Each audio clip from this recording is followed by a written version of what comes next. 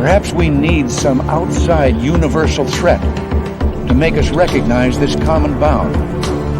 I occasionally think how quickly our differences worldwide would vanish if we were facing an alien threat from outside this world.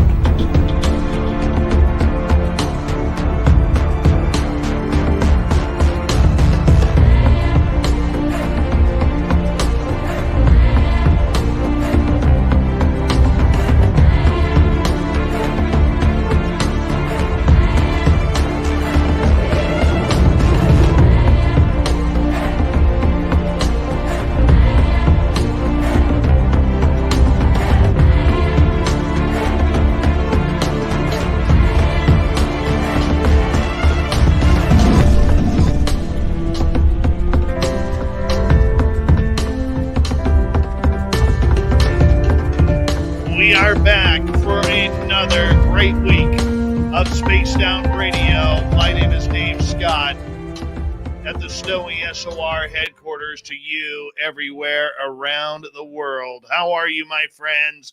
Much love to each and every one of you as we kick off a brand new week here with Hoodoo Tall, my good friends, Damien J out of Las Vegas and Hoodoo Tall himself. They'll be here momentarily, but first, let's give the roll call of everybody who is here so far tonight. Acreon taking home the gold medal tonight. Race fan with the silver medal. We got Jack Clark back in the house in the bronze as we continue on with roll call. Mike Roberts, how you doing, man? Grand Paul Hall at Mama Susan. Grant Tavius, Jeffrey DeRuin down in Texas. How are you, my man? Downshift and Wes H. Good to see you both. Thank you for joining us. Sultry Susie is here. Thank you for taking the time as we continue on with roll call tonight. And who else do we have here? The gorgeous Cosmic Floor has returned. Simon Wales is here. He'll be signing autographs after the show. Line up to the left of the studio, if you don't mind. To the left of the studio. Dirty Filth, good to see you, my friend.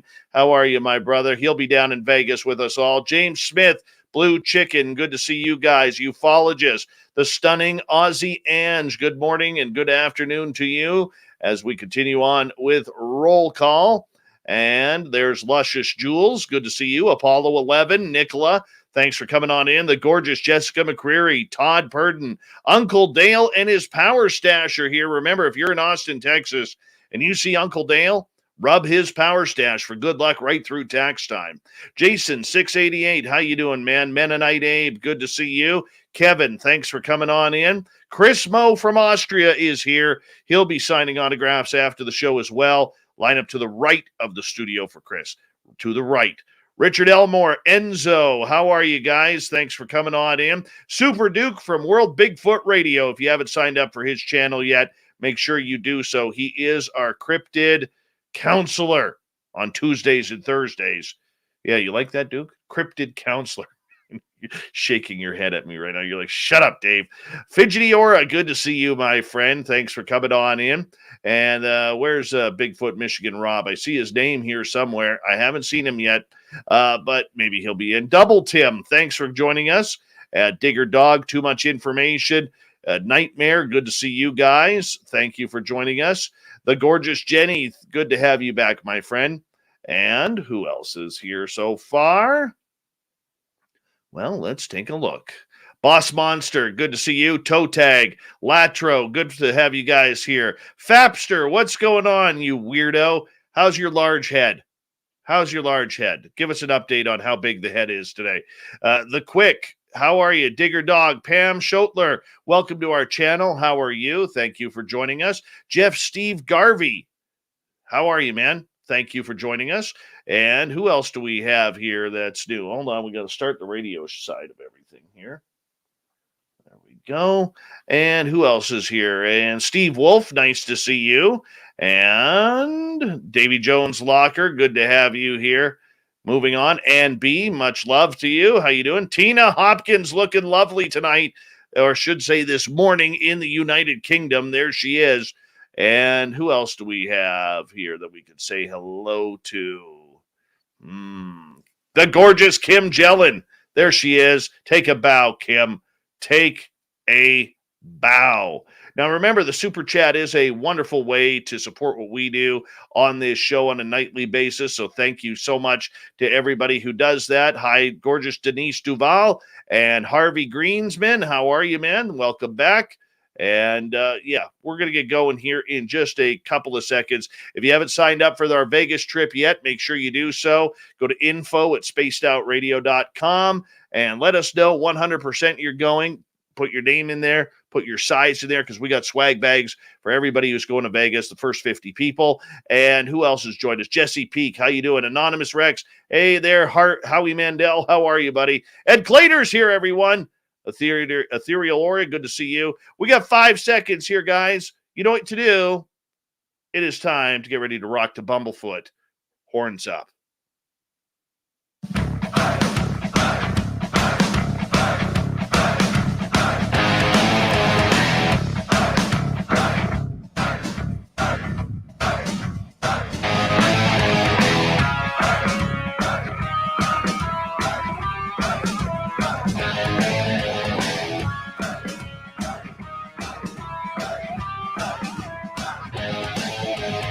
From the mountains of central British Columbia to you listening around the world, this, my friends, is Spaced Out Radio.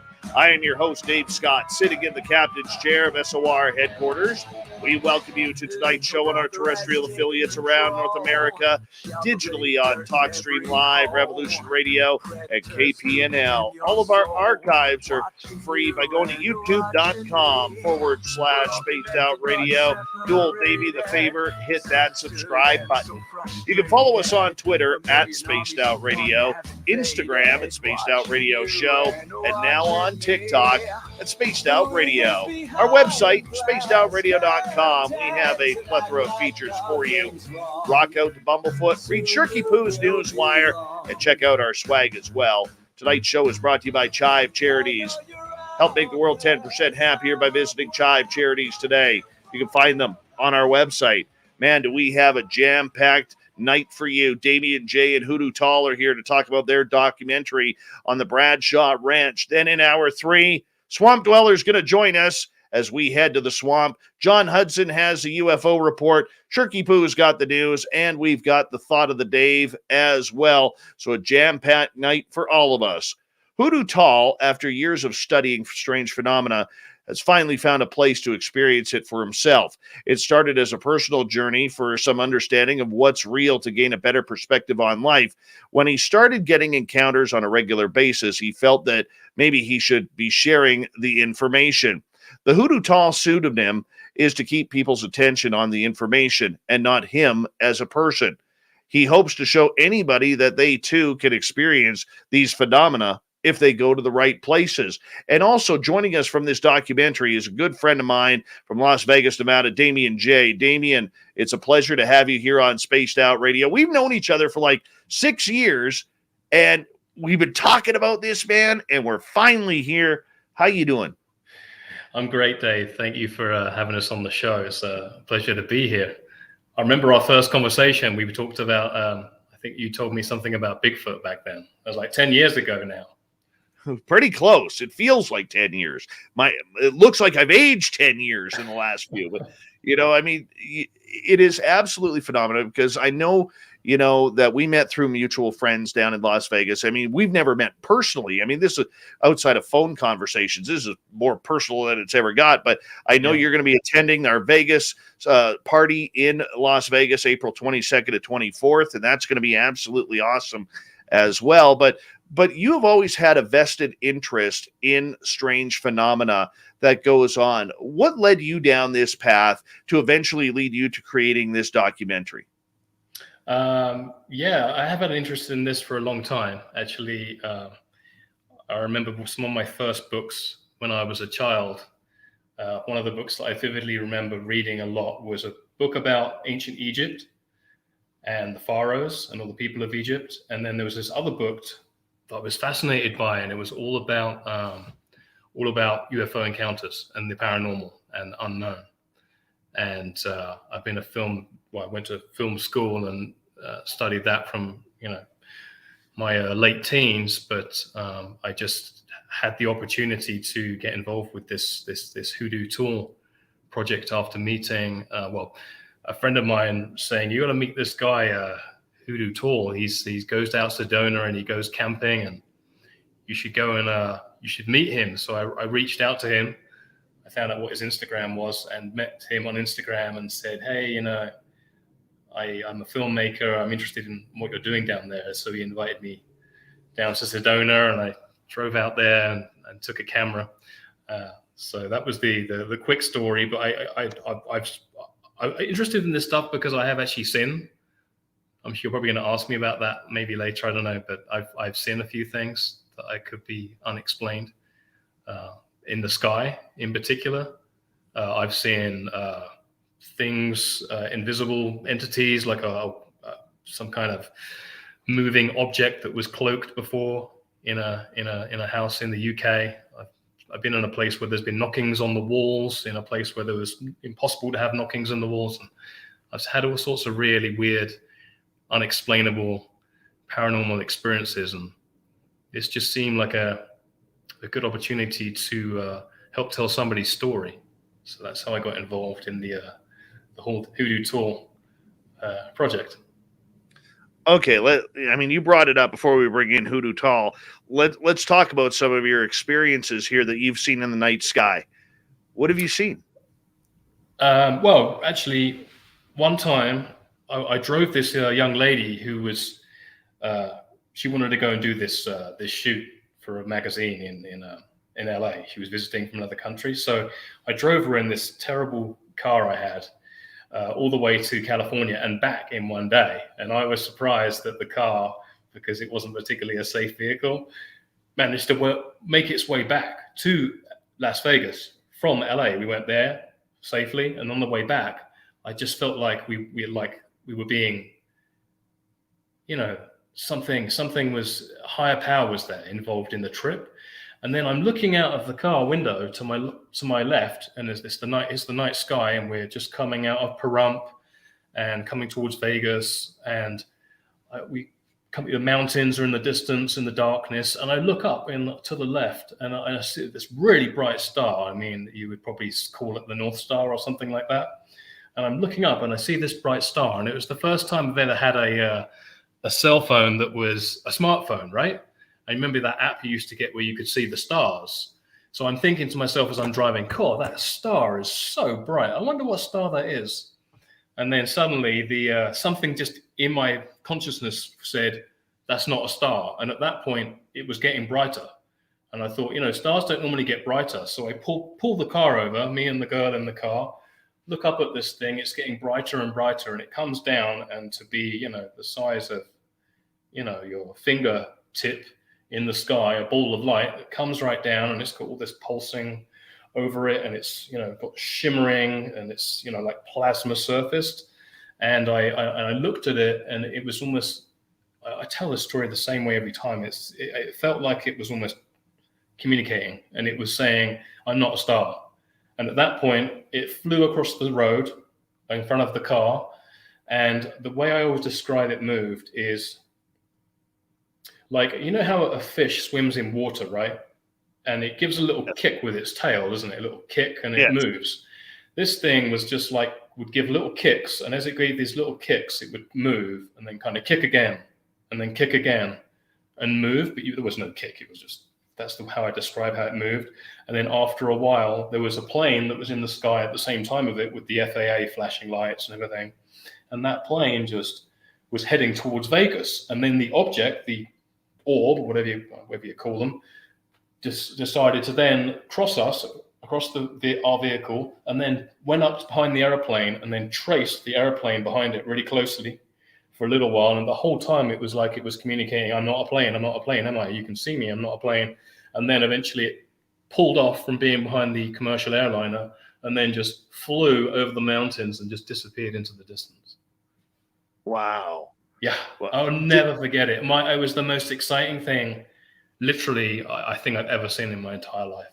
And I would contact the girl occasionally. She lived in Sweden, and I would say to her, hey, and I saw something like it on the internet one day, and I sent her the video, and I said, do you remember that time we saw that really crazy thing? This looks just like the thing that we saw. And she was like, yeah, I do remember that. And that was pretty wild. And the other time I had an experience that could be unexplained, this has got to be in 2002 in England.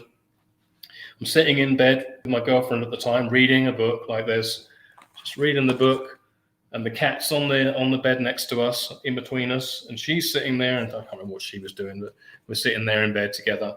And then I have the book like this, and I look at the end of the bed, and then something that was about 4 feet tall went like this through at the end of the bed, just crossed the room like this.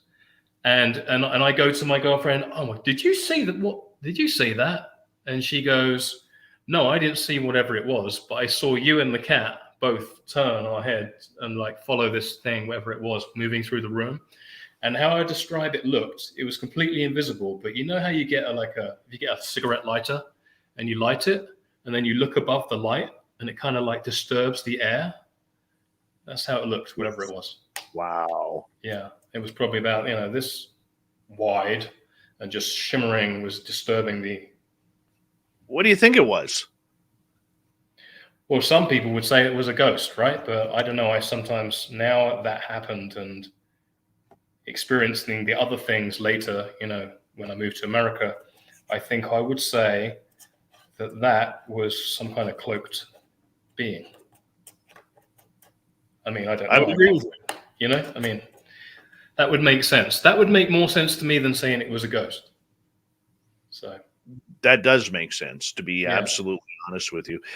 Here you are, you've had an interest in these subjects for a number of years now, and you had the ability to, for a number of years here, to get involved with a lot of people in Vegas. The beautiful part about Vegas is everybody wants to talk weird stuff there. It doesn't matter whether it's music, Hollywood, house music, gambling, whatever it may be. There's always a sense of safety, because what happens in Vegas stays in Vegas. And through your contacts and everything, you've met some very interesting people over the years. And I'm not asking you to out any of them, because I don't think that's fair.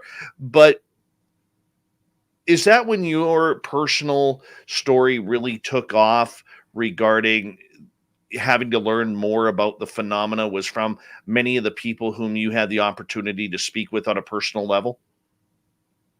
Well, because I've been interested in this, I used to spunk off college, right? And I would spend all day on YouTube when I lived in England, in my mum's basement, and I would just stare at YouTube videos for just hours and hours and hours, just looking at UFO footage like crazy. It was possessing.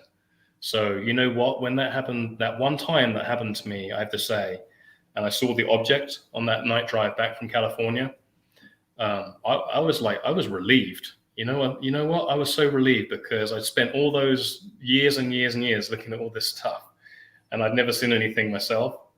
So it was almost like confirmation that, you haven't completely wasted your time, because there is stuff, and here's the visual proof for you. And I have met some interesting people. I met Colonel Alexander, who did the research, because I wrote a screenplay about the Roswell crash, and met these government officials and stuff to do with that project, and I got to meet Colonel Alexander, because I said to him, hey, did you know that there was some technology recovered from the craft that not everybody's aware of? And he said, oh no, I'm not. Because I said to him, everyone thinks the government got all the technology, but they didn't. And then he said, well, do you come and meet me, right? So anyway, I went and met him, and I told him about the Roswell story, that I was writing a screenplay, that I was instructed to write this screenplay about. And when I met him, he told me all about the Skinwalker Ranch. And that was amazing. Some of the things he told me about that were unbelievable. I'll tell you something that I've noticed isn't in a lot of the stories about the Skinwalker Ranch.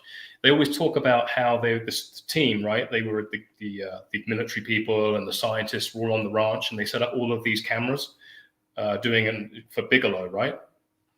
And when they were doing that, they had cameras that were pointing at cameras, doing the research for the Skinwalker Ranch, right? He was telling me all about this. And he said one night, one of the cameras deactivated, right, Dave? and he went down to go and look at the camera that had been deactivated, and the cables for the cameras were actually contained, right? You couldn't just get to them. There was like guttering over them to protect them. And he said that whatever it was went over, tore the cables, tore the guttering off as well. And when they looked at the footage, you couldn't see anything was there. And then another thing he told me that was really wild about the Skinwalker Ranch, Colonel Alexander did on this meeting, this face-to-face. He told me that this is the story about the wolf that appeared. You probably heard about the wolf at Skinwalker Ranch that appeared, and it started attacking the cattle. And the ranch owner got his gun or shotgun or whatever, and shot this huge dog that was attacking.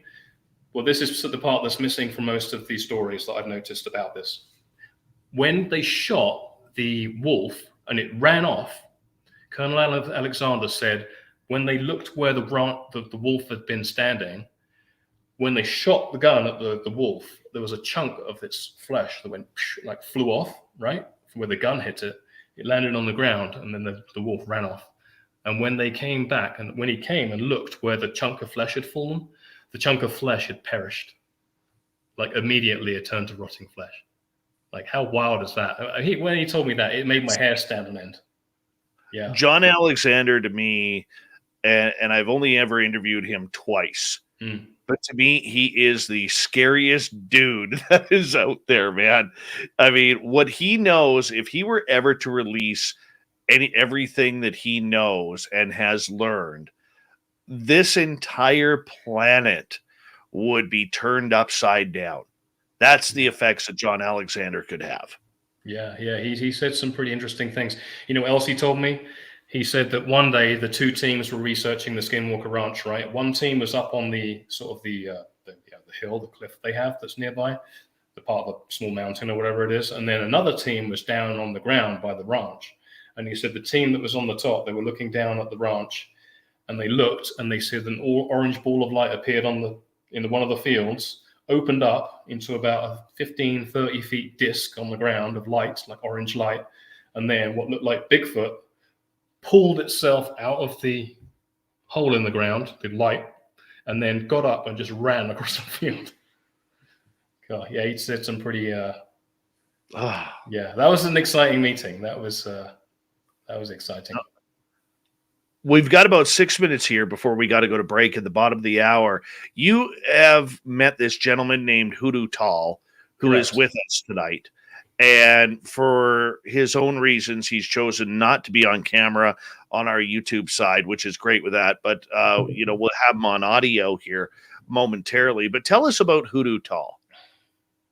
Hoodoo Tall. He is very knowledgeable. He knows he's done a lot of research. Like, he used to go and hang out with John Lear and have all of these meetings with John Lear, and John Lear would share all this information with him. I don't know how much he's going to talk about that, but I'm sure he might do if you ask him. He's like a tracker. He's like a what I would call a monster tracker. So he goes out to Sedona and he camps by this little stream, and then he finds all of these tracks. He's found like big, what looks like feet tracks from like a humanoid.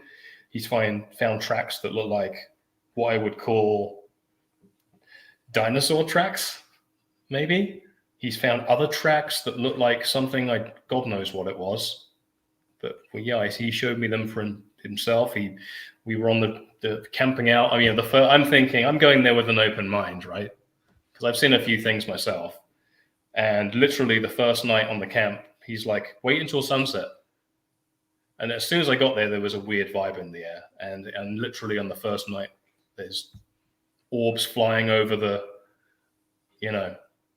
camp. And one time he's like, oh, watch this. He gets out this laser, right, pointer. And the orbs that are flying over, you're thinking, they're just satellites. They're satellites. Any person, regular person, it's nothing. It's nothing. And then next thing you know, he gets out this laser pointer. He's like, watch this. Takes this laser pointer, blinks it at this orb thing that's flying over. Just looks like a satellite, right? Or something. Just kind of big, though. And next thing you know, they're flashing back at him. And he goes, I'm like, oh my God, can we get the camera out? Wait a second. He goes, where's the camera? Where's the camera? He goes, I couldn't ask them to do it again. I couldn't ask them to do that again. And they're flashing again, just on the sound of the voice. It was wild. So he takes me down to the Bradshaw Ranch. We go in the daytime first, which I was glad about, to be honest, because some of the things he told me were a little frightening. And that was a wacky place. It's a bit like it's a lot like the Skinwalker Ranch, right? But apparently it's much friendlier. There's a lot of scary stuff that happens at the old Skinwalker Ranch, isn't there? People getting scratches and weird, radiation burns and things. So he says, "Oh no, it's good. It's safe. It's safe there. It's safe." What's a little radiation between friends? You know what I'm saying? Right. But getting back to Mr. Hoodoo Tall here, of course, when we go into things, and we'll bring him in after the break at the bottom of the hour here, but when we go into who he is, why do you feel compelled to get to know him? What was about his story that made you want to take this further onto film? He just said, I'm gonna. He started sending me these videos of these tracks. So he would send me videos of tracks that he was finding, and send me photos of UFOs that he was taking himself on time lapse, and would just send them over to me on instant messenger. And so I looked at it all and I thought, I want to go out and see this for myself. And he says, you're going to see some stuff. I promise. Come out, bring your camera. So I just did. I just packed up a few cameras, filled my car with gas, packed a pillow and a sleeping bag, and went. I just had a good feeling about it, that I would actually end up with a story. And I followed him around for 3 days. I went out there twice, and I just had a good feeling about it, that it would be an interesting project. But it's something I was interested in anyway. And seeing as now, like I say in the trailer, now that even one of the heads of NASA is admitting that UFOs are real, and what's happening with the Navy and the Air Force, and they're releasing all of this stuff now, I felt like it was a good time to put a film out like this. I mean, I think 10 years ago you would get laughed out the room for this sort of stuff, but I think it's becoming more acceptable. So that's why I thought, why not? We got 90 seconds here for you, Damien. What did you learn about yourself in taking on this job, this project, and the entire process of jumping into this feet first?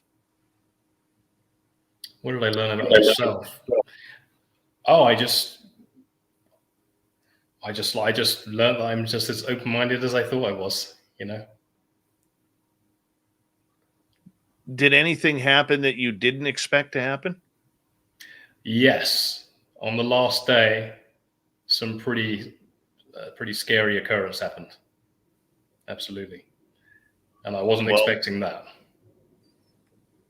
Well, we got 45 seconds. Give us a tease before we go to break.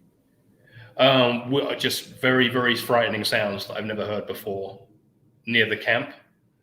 And as soon as I pulled out my camera and turned it on, Hoodoo Tall says, get your camera out. And I'm thinking, there's no way I'm going out of this tent with whatever's going on outside that tent. I am not sitting outside there. And he says, turn your camera on, turn your camera on. So I literally turn the camera on, click it on, stops immediately. And he said, I wasn't telling you to film it. I just told you that I was just telling you that if you turn on your camera, whatever's happening is going to stop happening. Wow. Yeah. Damien J is here on Spaced Out Radio tonight with his friend Hoodoo Tall. They have a new documentary about to come out on the Bradshaw Ranch down in Sedona, Arizona. When we return, we'll introduce you to Hoodoo Tall and his amazing quest to learn about the high strangeness that this planet loves to hide, only here on Spaced Out Radio. So stay tuned. We got a great show for you tonight.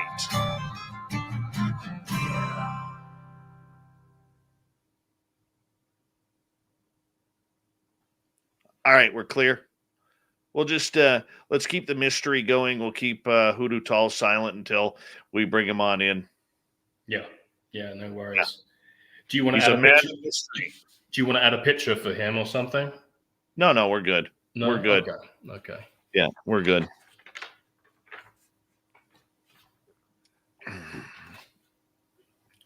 Oh, it's all good. Rich Hilke, Bim Jim, how are you? Oh, God, I got something caught in my teeth and I can't get it out. Pardon me for being rude right now, but Nothing driving me worse. nuts. How much time do we have? We have about 4.5 minutes. So if you want to refill the jug, if you want to empty the jug, if you want to do whatever you want to do, we got 4 minutes, 4.5. This part's not going live, is it? Yes, it is. Remember I said? Yes. Yeah. Okay. Yeah. If there's something that you need to tell me, just type it out. Oh, that's the. I have the Roswell symbols with me for the Roswell movie. Oh, I could share those maybe. I'm thinking about it. I'm supposed to be sharing them apparently and telling people what they mean, but I thought this really could be an opportunity for that. I don't know. well, if you want to do it right now, we are live. Our audience would love to see them. Yeah. Well, there's this transfer at Roswell that happened, and apparently these symbols were. Hold on, let me zoom in on you here. These symbols were the transfer symbols. Really? That's what was transferred at the Roswell crash, and that's what. Bring it up a little bit. Sure. Bring it up a little bit more. Right there. Yeah. There you go. So those were on the craft? No, these were telepathically transferred to a official at the crash site, and that's what the other screenplay I've written is all about. These symbols and what they mean. Oh wow! Yeah, the first one here means pure soul. Yeah. This means consciousness and understanding. Right. Yeah. Universal behavior. Yeah. Man and woman. Yeah. Manifests into one, which I'm assuming means life. That makes sense. These are apparently these called the B element of human soul. So this would be something to talk about now rather than on the radio side, because I'm not going to be able to show the symbols anyway. But yeah, so there's a movie all about these. So those are the apparent symbols that were transferred at the technology. The sacred transfer is cool. Yeah, I showed Hoodoo Tall those up on a mountain top, and I said, listen, there's these symbols that this screenplay I've written about. This is supposed to be a sci-fi movie, but it's based on this true story, apparently true story. And there's these symbols that were transferred, and I'm supposed to show them to people and tell them what they mean. It's supposed to be something I'm supposed to, Have you ever had a symbol transferred to you? No. But I went and met the guy that got the transfer directly via his father, that was a military official that was at the recovery. Yeah. And one of the Greys apparently transferred it to the father, and then it was transferred to the son. Mm-hmm. And then I went and met the son face to face, and I said, apparently, this shaman told me that I'm supposed to meet you, and you're supposed to tell me what these mean. I already know what they mean, but you're supposed to tell me and show me the symbols. In physical, apparently it's important. Oh, that's really? That's what came to me one night. Interesting. All in different colors. And then my good friend Nicole Sakic, a couple months after that, my good friend Nicole Sakic and I had the same download on the same night. And she's in Illinois. I'm in British Columbia. And we pretty much drew out. We were talking. She's like, my God, I got this symbol downloaded to me last night. I said, so did I. And we drew each other's out. We drew them out. And she's in the chat room. There she is. And it was almost identical to each other. Isn't that interesting? And both of us picked out Damien, sorry. There was this one area right at the bottom that I couldn't see. It was blurry to me. And then she goes, yeah, but I can't figure out what's in this bottom area right here, because it was blurry to her too. It was the exact same bloody download. It was, I don't know what caused it or what have you, but it was pretty damn interesting. I'll get you to hold on right there. We're going to come back in 30 seconds here. Yeah, and I want to Let's not talk about the symbols. Let's not talk about the symbols on the radio. Okay. No. Big thank you to Rex, Tim, Apollo, and FAP for the super chats. It's a wonderful way to support this show on a nightly basis. So thank you so much. Thank you to all our new subscribers. Give us a thumbs up or thumbs down, whatever you prefer. Here we go, everyone, with the second half hour right now.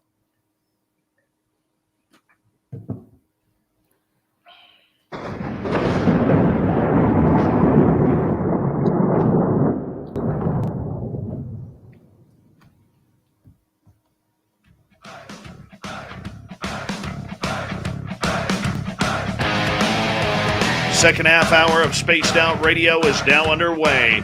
My name is Dave Scott. Thank you so much for taking the time to join us. We really do appreciate it. Want to remind you that if you missed portions of this show or others, check out our free archives at youtube.com/Spaced Out Radio. Do me the favor, hit that subscribe button. Our website is spacedoutradio.com. We have a plethora of features for you. Rock out to Bumblefoot, read Shirky Poo's Newswire. Check out our swag as well. Follow us on Twitter at Spaced Out Radio, Instagram at Spaced Out Radio Show, and now on TikTok at Spaced Out Radio. We're talking Hoodoo Tall tonight. Who is Hoodoo Tall? We're going to find out here momentarily as our good friend Damien J., documentarian on a new documentary about the Bradshaw Ranch, and Hoodoo Tall is here. And Damien, we welcome you back here. And before we bring in Hoodoo Tall, right before the break, you were telling us who this man of mystery is. Now, in my opinion, he's an ordinary dude with an extraordinary opportunity to get in touch with his side of consciousness, with his side of contact. What am I missing about this gentleman? Well, he definitely knows a lot of stuff. We met with Tom Dongo, right? Who just one of the researchers for the ranch, who researched it originally, I think in the mid-90s, something like that. Sorry if I got it wrong, Tom. And he seems to think that Hoodoo Tall is someone that's going to discover something remarkable because of the way he's going about his research. You know, he's just very open-minded. He has a good eye, and you know, I don't know how he finds the tracks, to be honest. He's found all these petroglyphs as well, that show show the Bigfoot and show, the ant people and all of this stuff. He is quite a character. He was fascinating. I mean, I sat there and listened to him on I actually had to review the interview, obviously, and it was good stuff because he's interviewed in the documentary. So that's where we find out everything about him and what makes him tick. Well, let's bring him in right now. And Mr. Hoodoo Tall, I know you got your microphone on mute. We'll ask you to take it on off. Thank you for coming on Spaced Out Radio. And I'm curious, at what point in your life did you realize that you had this ability to kind of find these ever-evolving creatures and monsters that we're all engaged with? Thanks for having me on, by the way. This should be a fun evening for all of us. It wasn't until I started going to Sedona that I was having experiences that were physical and something I could show somebody else. I try to stay away from personal experiences I've had that you can't really explain to somebody else. A lot of people will have things like that. And I originally went to Sedona because I had a good idea I could see UFOs there. All my years of friendship with John Lear and all the stuff he's told me, I got to the point where I knew they were real, but I wanted to see one. And so I took the first step. Okay, I'm just logical. How am I going to see these things?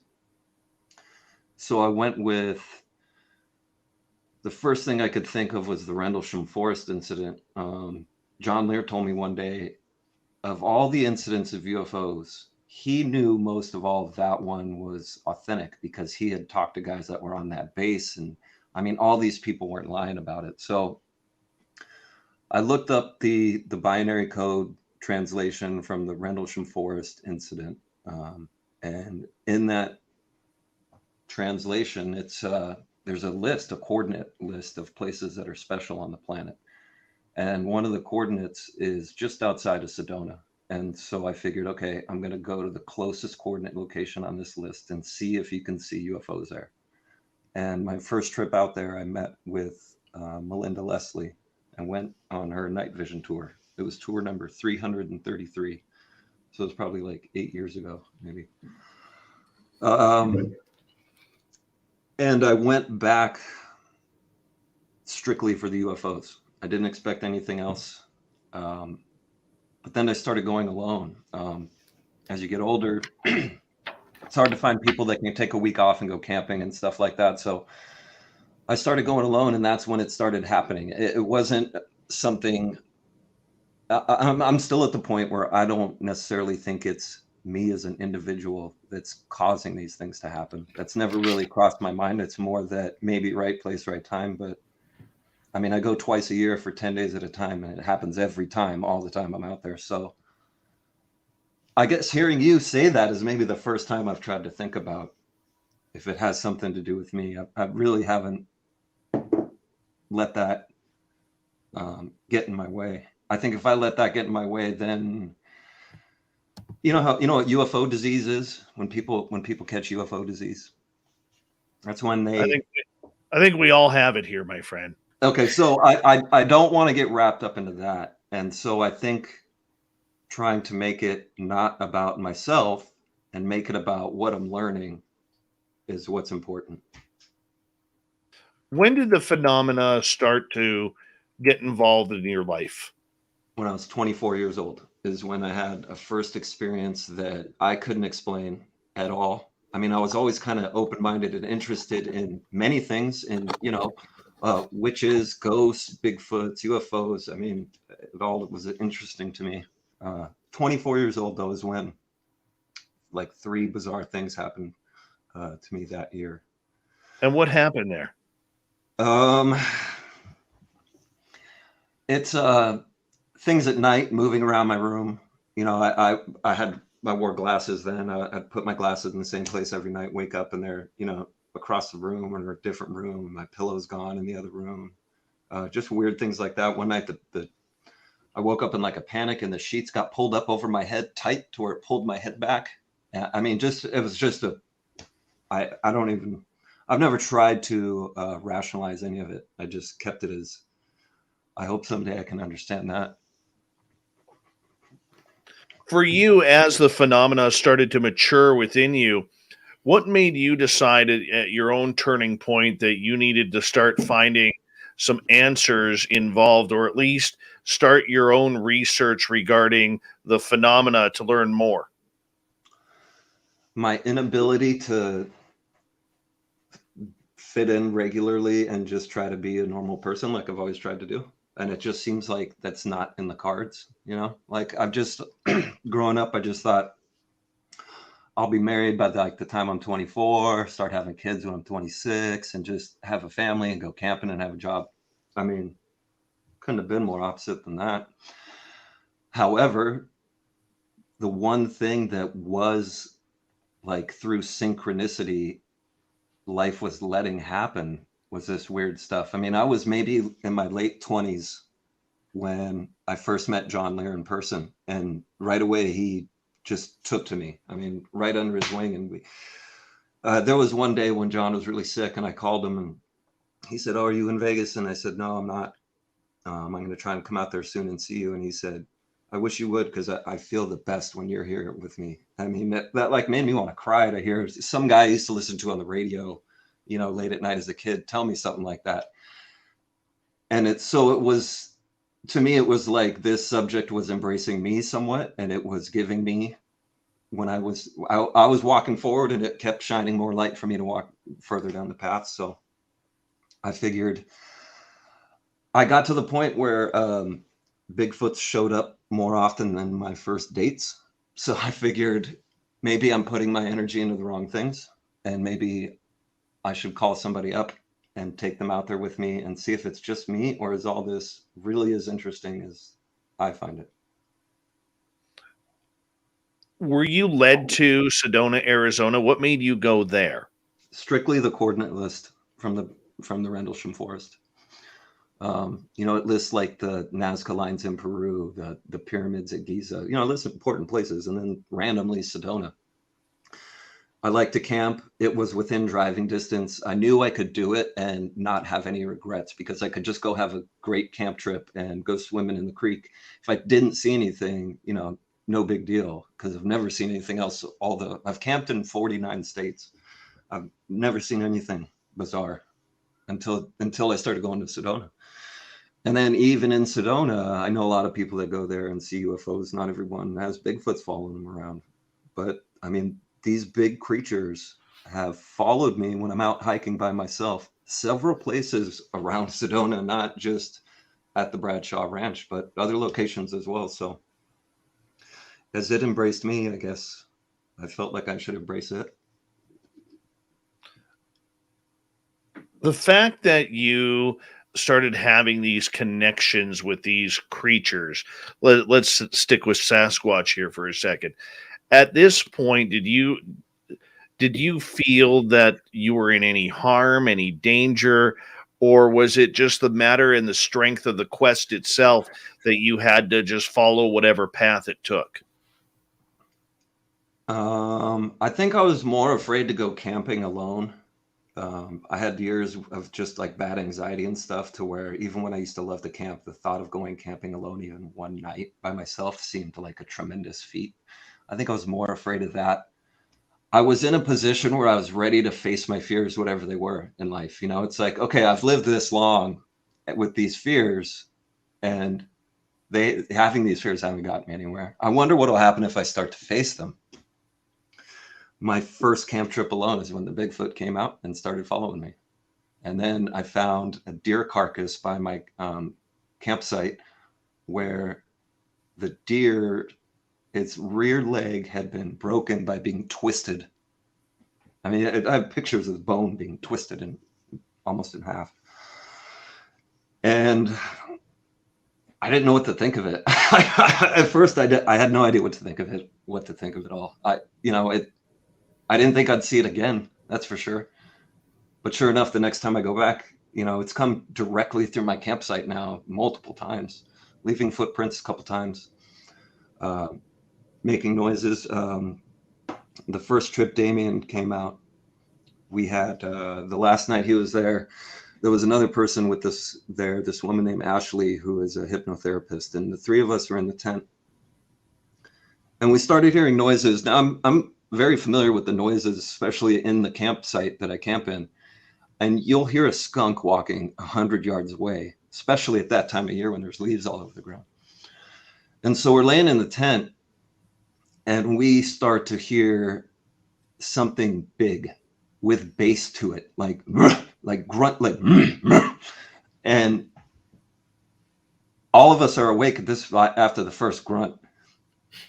The two of them are spooked. They're, what is that? What is that? I'm trying to, I knew exactly what it was. And my first instinct was, I want to calm these two people down. If they weren't there, I would have been out of my tent. And in my mind, I think of it like Chewbacca. I mean, you know, I'm not trying to think of it as a big scary thing, because I don't know that it is. Maybe it isn't. So if they weren't there, I would have gone out. They were there and they were spooked. And so I kept trying to tell them, oh, it's just javelina pigs. Now, it didn't sound anything at all like a javelina pig. I mean, if you listen to the sound and 100 javelinas, there's no way. Not only that, but we were all laying on the ground, and the sound was coming from 8 feet up in the air, not on the ground. So we heard it the first time, a pause. Then we heard it a second time in a different location. However, we didn't hear any walking. Then a third time. The third time, Damien was standing up in the tent with a loaded pistol in his hand. And I don't blame him. Like, you know, this is his first. And so, and then I told him to get his camera out. because I knew these creatures seemed to be able to sense that kind of electronic device. So I told him, just get your camera out, get your camera out. And he was like, I'm not going out there with my camera. Are you crazy? And I said, no, get your camera out just so you record the audio of it from inside the tent. And so he was getting his camera out, and I heard it a fourth time, but the fourth time it was already across the creek. And then he turned his camera on and I was gone. Damien, what was that like? Terrifying. It's really scary.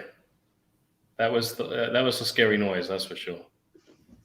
Yeah. For people who have never been put in that situation, to be that close to grunting or something massive, it makes you feel extremely small. And that's not the biggest encounter I've had out there too. If you want to talk about feeling small, I have a great reflection on that. Tell us. The first time going to the Bradshaw Ranch at night, it was a few years back in October, and I had been there during the day a bunch of times. I'd seen all the tracks, and I'm like, okay, there's things here, but in order to see these things, I'm going to need to come here at night.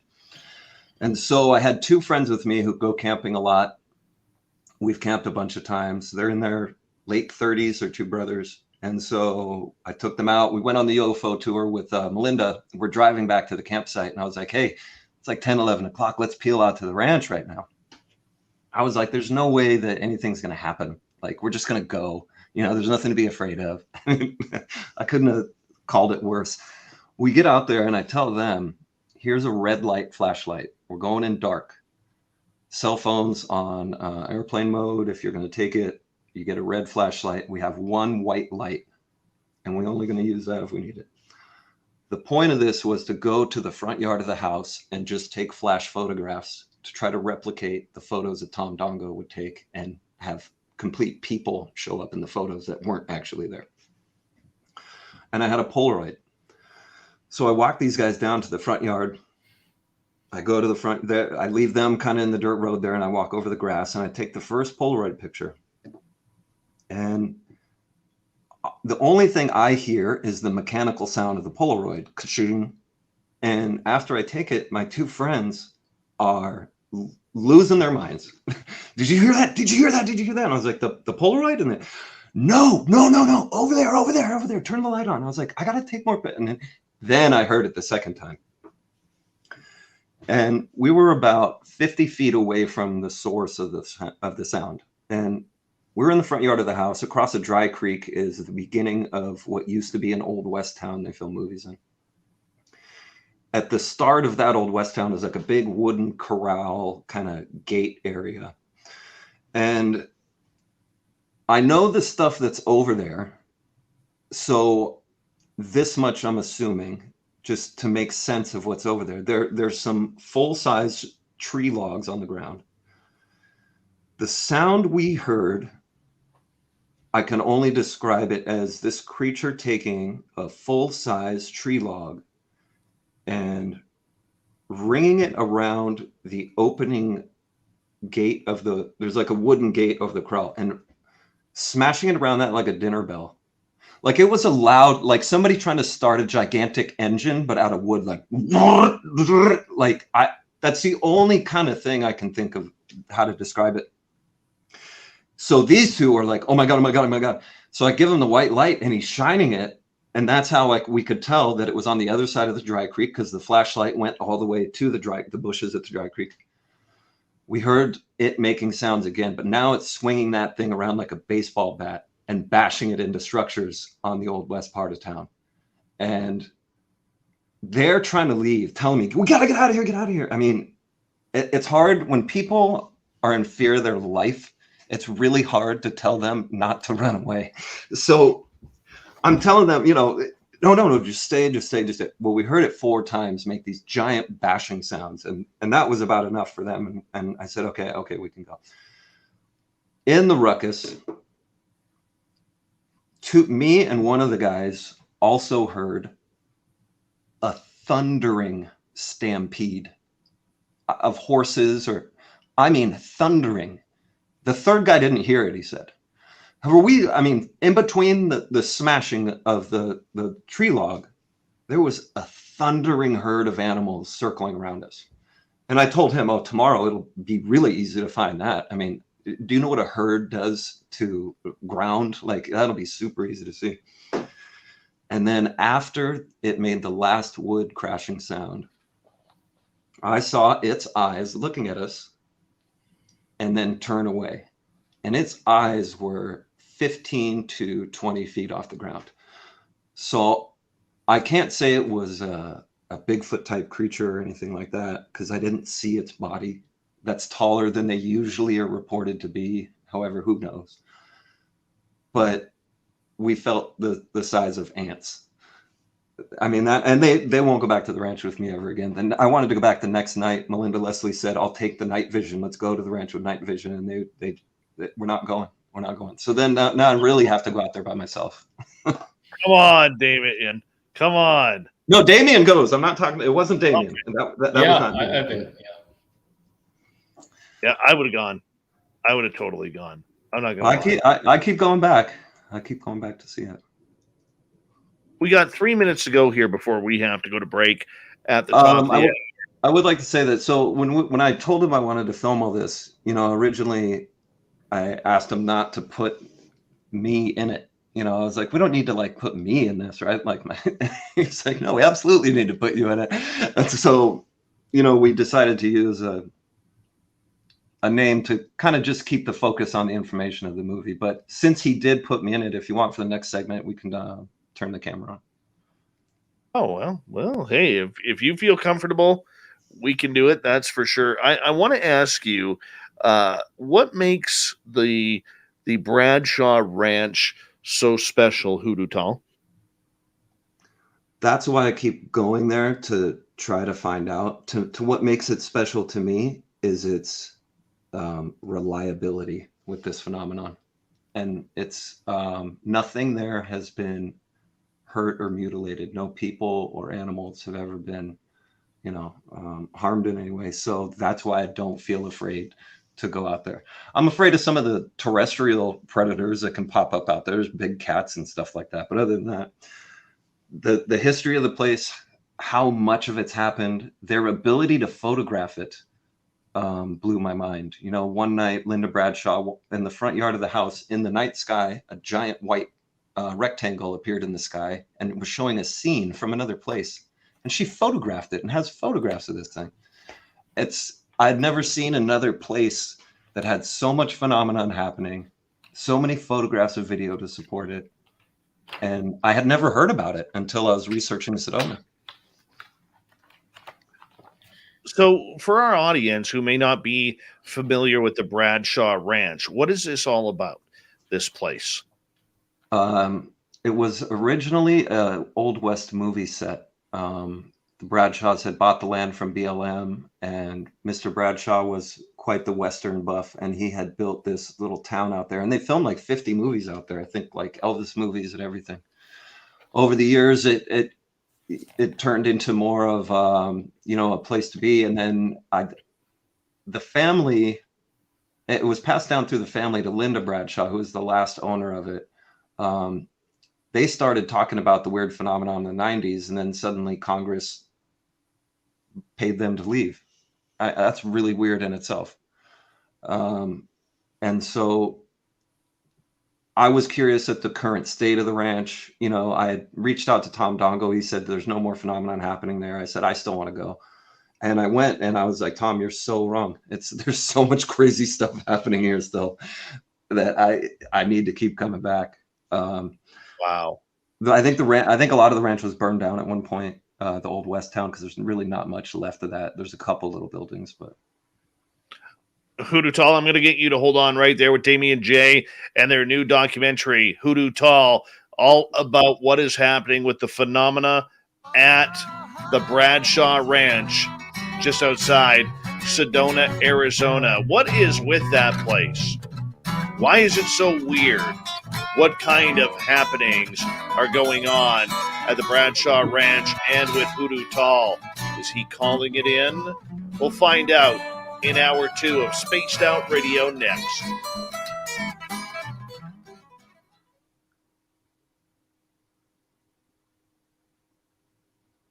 Good job, boys.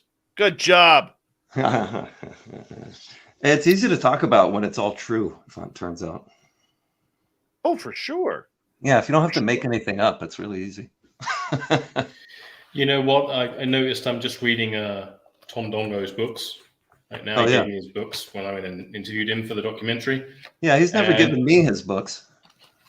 Me either. Well, I can give them to you after I'm done with them. Honestly, so you can check them out. Maybe we'll go and see him again when we go down there again. But I noticed here in the books he was saying that if more than 5 or 6 people go, the phenomenon doesn't happen. I can prove that true. That's happened. Every time I brought more than 2 or 3 people, nothing happens. Yeah. Should we turn the camera on? What do you think? That's Dave, is that all cool? up to you. That's all up to you whether or not you feel comfortable with it. Yeah, man, he put me in the movie anyway, so. Yeah. There we go. Look at you. There he is. Say hello How's that? to our YouTube channel. That's a nice mohawk. That's great hair. Yeah, that's groovy. Fantastic hair. As I got older, it just kind of works with my hairline. So, you know. Go with Know what about works. I got enough for both of you in Vegas. Oh. Yeah, I want to borrow some of that hair. I need some of that on the old. Oh, yeah. You can borrow some. You can totally borrow some. It's all good. Oh, there's my friend Nicole. Woo, Hoodoo Tall. There we go. The audience, nice. Thanks, Nicole. they're loving you already. Hey, Hoodoo Tall, tell them about how you got your name and tell them about your That's pretty funny. what it So means as well. That was interesting. the name is not a description. I mean, I'm not like freakishly tall. I'm 6'3". It's not, but it wasn't. It didn't come about that way at all. So I wanted a name for this, and I didn't really have it in me to think of one that had a meaning to it, because then people will just tear into it for ages and pick you apart over it. So I used the Wu-Tang Clan name generator, and I just put my name in there, and it gave me the alias Hoodoo Tall, and I was like, that's kind of perfect actually. And then later I kind of looked up what hoodoo meant, and it's actually a reference to those tall rock spires, which are loads of in Sedona. And there's like a mountain, and then there's like a few spires sticking off to the side of it. And I was like, well, that's kind of cool, because it's kind of a description of the Sedona area itself. So, and hoodoos are tall, so yeah, worked out well. But we could thank the Wu-Tang Clan name generator. It's a good coincidence as well. There we go. No, I had heard Post Malone used it. That's how he got his name, and Childish Gambino. 2 musicians used it to get their stage names, and I was like, it's good enough for them. It's good enough for us. Yeah. Works for me. Yeah. Very synchronistic, seeing as we're doing a documentary that's about Sedona. Yeah, and honestly, it felt like just weird enough, but not overly creepy, It actually reminded me a bit of Indrid Cold. Yeah. Yes, our weekend crew was just talking about Indrid Cold the other day. What is their thought on his current status? I don't know. No. Now, if you were to ask me that, I would say that Indrid is one of two things, and I'm having a total deja vu moment here right now, which is weird. I would say Indrid is either a human who is playing this up for a long time, or B, Indrid is no longer here. I've heard he's no longer here. I never even heard of this. Now you're making me look it up on my phone. Goes back to Mothman, I think. Interesting. Yeah, you want to, Damien, you want to read Alan Greenfield's The Secret Cipher of the UFO Knots. Yeah, that has Terry Wrist in it. That's an interesting guy. Yeah. There's a lot of interesting stuff about that. Interesting. Secret Cipher with that's this Ingrid Cole. Indrid. Cold. Indrid, yeah. Indrid. Interesting. Yeah, I'll have to check this out. He's like the bad version of Valiant Thor. Oh, really? I think that's a fair assessment. Interesting. Kind of interesting way to put it. Yeah. Yeah.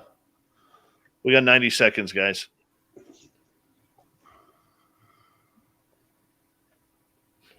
What was the name of the other guy? Ingrid? No, Alan Greenfield. You said Ingrid Cole, though. Who's that?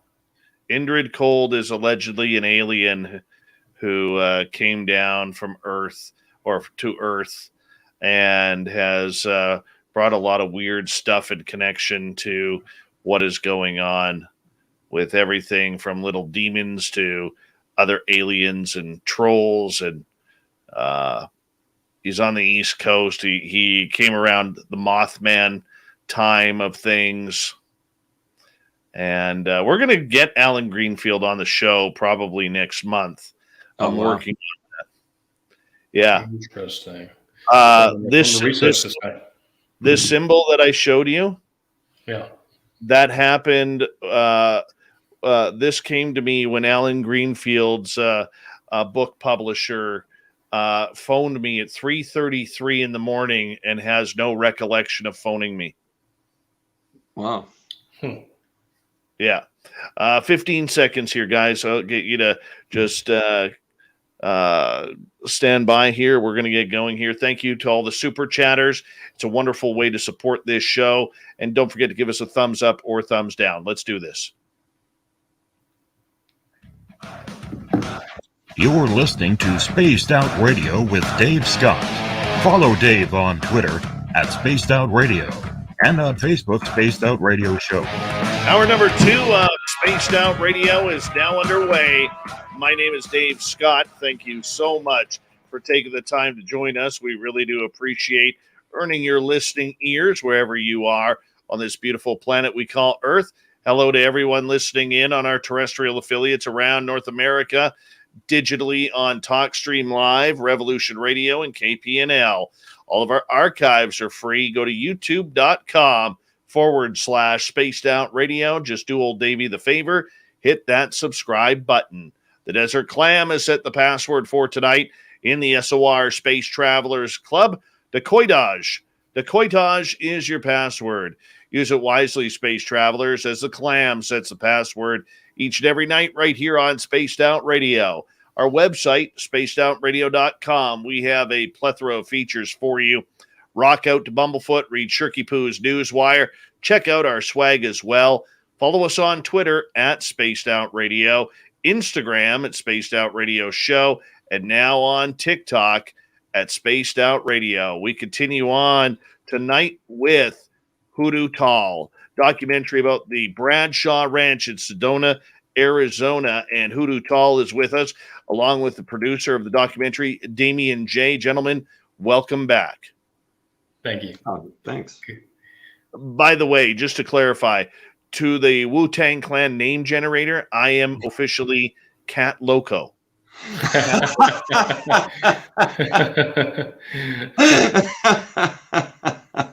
Well, that's what we'll call you from now on.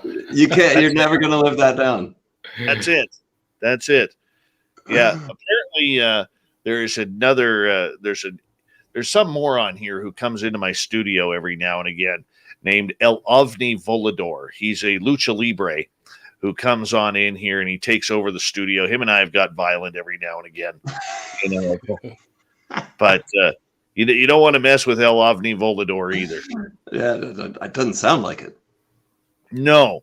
Translated English, the flying UFO. So he's a weirdo. Don't like him.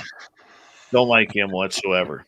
But let's continue on with the Bradshaw Ranch here, because right before the break, you said something interesting, that the government paid or the Bradshaw family money to basically get off their own ranch. When did this happen? I believe the 90s.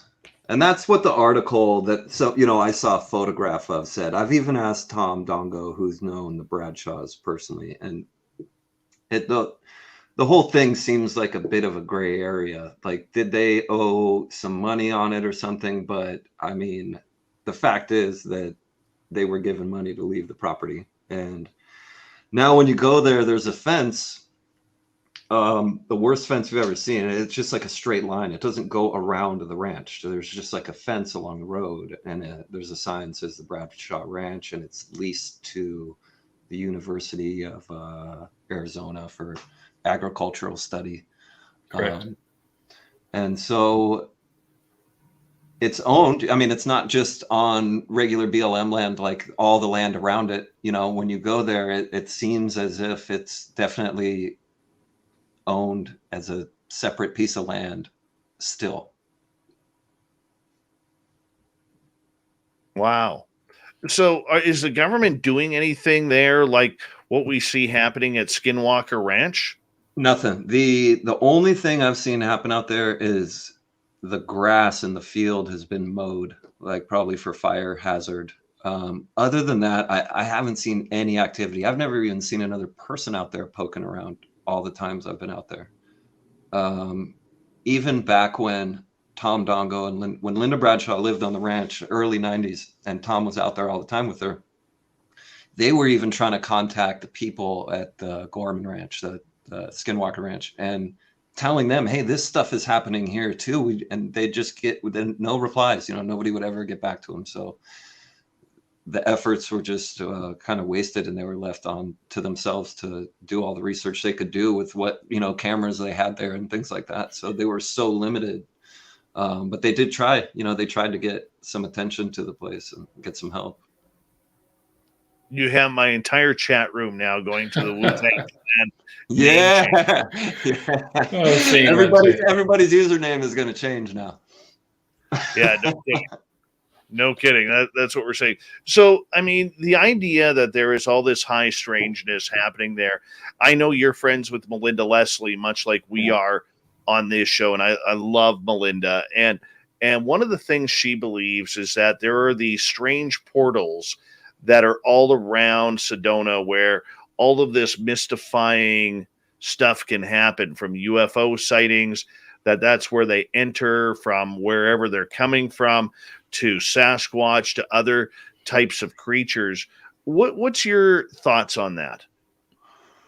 There is, to me, you couldn't, nobody could tell me that Sedona is not a special place. It's just, it has to be. Now, to try to make it specific and for me to describe why it's special doesn't make sense. I don't have the knowledge base, I guess, to do that. You know, I'm just a regular person who's going out and putting like boots on the ground until I can experience enough to collectively understand it from my own experiences. So there are all these vortexes out there people talk about. Linda Bradshaw on her property, if I remember correctly, saw a circular portal open up and a Bigfoot come out of it and the portal close. So the concept of portals existing around that place where all that weird stuff is happening and these things coming in and out of there makes more sense to me than these things being of terrestrial origin. They don't seem to be native here. One, like the Bigfoots can walk through walls. On the ranch one night, there was a small room that was boarded up, and they heard the Bigfoot in there, and they knew it was in there, and they waited until after it was gone, and they opened up the board and they looked in, and the Bigfoot had sat on the ground, and it had taken a big jug of Fireball candies. It had unscrewed the lid and sat there and eaten like hundreds of these Fireball candies. And so Tom has this photograph inside the room. He has a photograph of the crime scene of this Bigfoot, but there were no ways in and out of that room. So this creature walked through walls, sat in there, and then walked through walls again to leave. And so I don't think they're a big monkey we didn't discover yet. That, to me, that doesn't make any sense. So yeah, I think that whatever it is about Sedona. Now, I also heard that there's like a 3-mile vein of quartz crystal under the ground in Sedona. Then you have mountains that are made of iron. That's why they're red, because it's all rusty. And you have underground water, movement of water there. So you have all of these elements that I don't know, but to me, that sounds like a source of energy. If you have iron, quartz crystal, and running water. I did hear one person say maybe that energy created just the earth there creates an energy that goes up into the sky and would actually be pulling down on the Van Allen belt energy. So maybe it makes like a dip in our radiation or something. Maybe there is some way that the craft they use know the location somehow from something we don't understand yet. Do you believe that land is cursed, as Denise believes that natives will tell you it is cursed land there? It depends on what your definition of cursed is. I mean, that's, people say it's cursed because there's big creatures walking around it, then 100% it's cursed. But if they've never heard anything, they've never caused any damage that's lasted. Like, we heard it make damage, but the next day it's not damaged. So, yeah, if your idea of cursed is the existence of big creatures that you would be afraid of if you ran into them in the middle of the night, then 100% it's cursed. But I mean, it doesn't make me afraid of it. I mean, to me, cursed is something that has inherent evil about it. That's cursed to me. I don't feel that presence on the ranch. Okay, I want to ask you this. You mentioned earlier that a lot of this happenings starts at dusk. What makes dusk so intriguing for the elements to all of a sudden come out and play?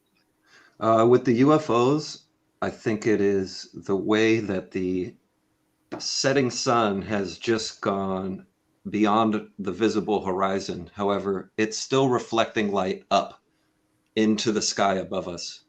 So things that don't ordinarily generate light can be reflecting sunlight, even though it's dark where we're standing. Miles and miles above us, objects will still be hit by sunlight. So there's like a good 2 hours after dusk where things that, even craft that wouldn't ordinarily emit light, you'll still be able to see them. With the night vision, with Melinda's night vision, the worst tour I've ever been on with her, we went out with a full moon, so you couldn't really see much. The moon was so bright. We still saw like maybe 15 of them. And that was really slow 2 hours. I've been out with her for 2 hours where you see 80 to 100 of them. I mean, you see them flying by in formations. I've been on her tour. The 9th tour I went on with her was when we saw a physical object flying over our heads, a physical craft. And you could see it when you had the night vision goggles on. You could see the craft fly over your head, and you could see that it was bending light around it, like the movie Predators, like how its armor bends light around it. This craft was doing that. Now, when you took the night vision down, it was completely invisible. You could see the stars behind it. It looked like there was absolutely nothing above your head. But if you hit it with a laser pointer, it reflected like a metallic object that you can't see.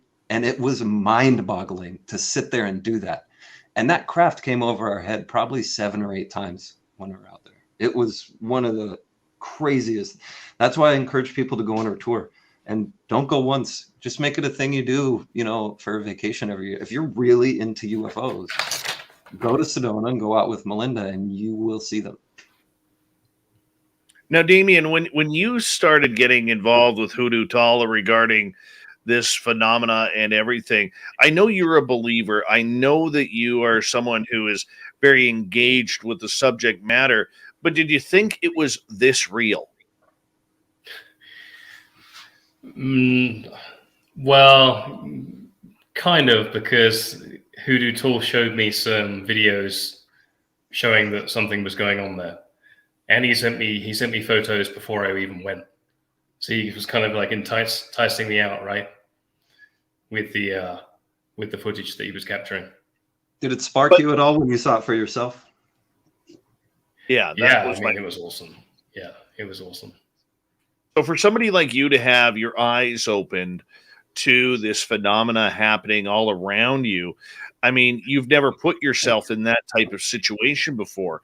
Explain to my audience what that meant for you. How did it affect you personally?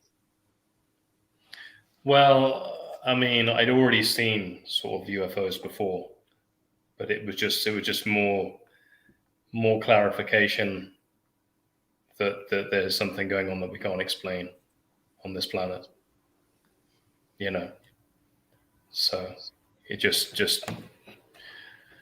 was just more proof to me, visual proof that something's going on that I can't explain.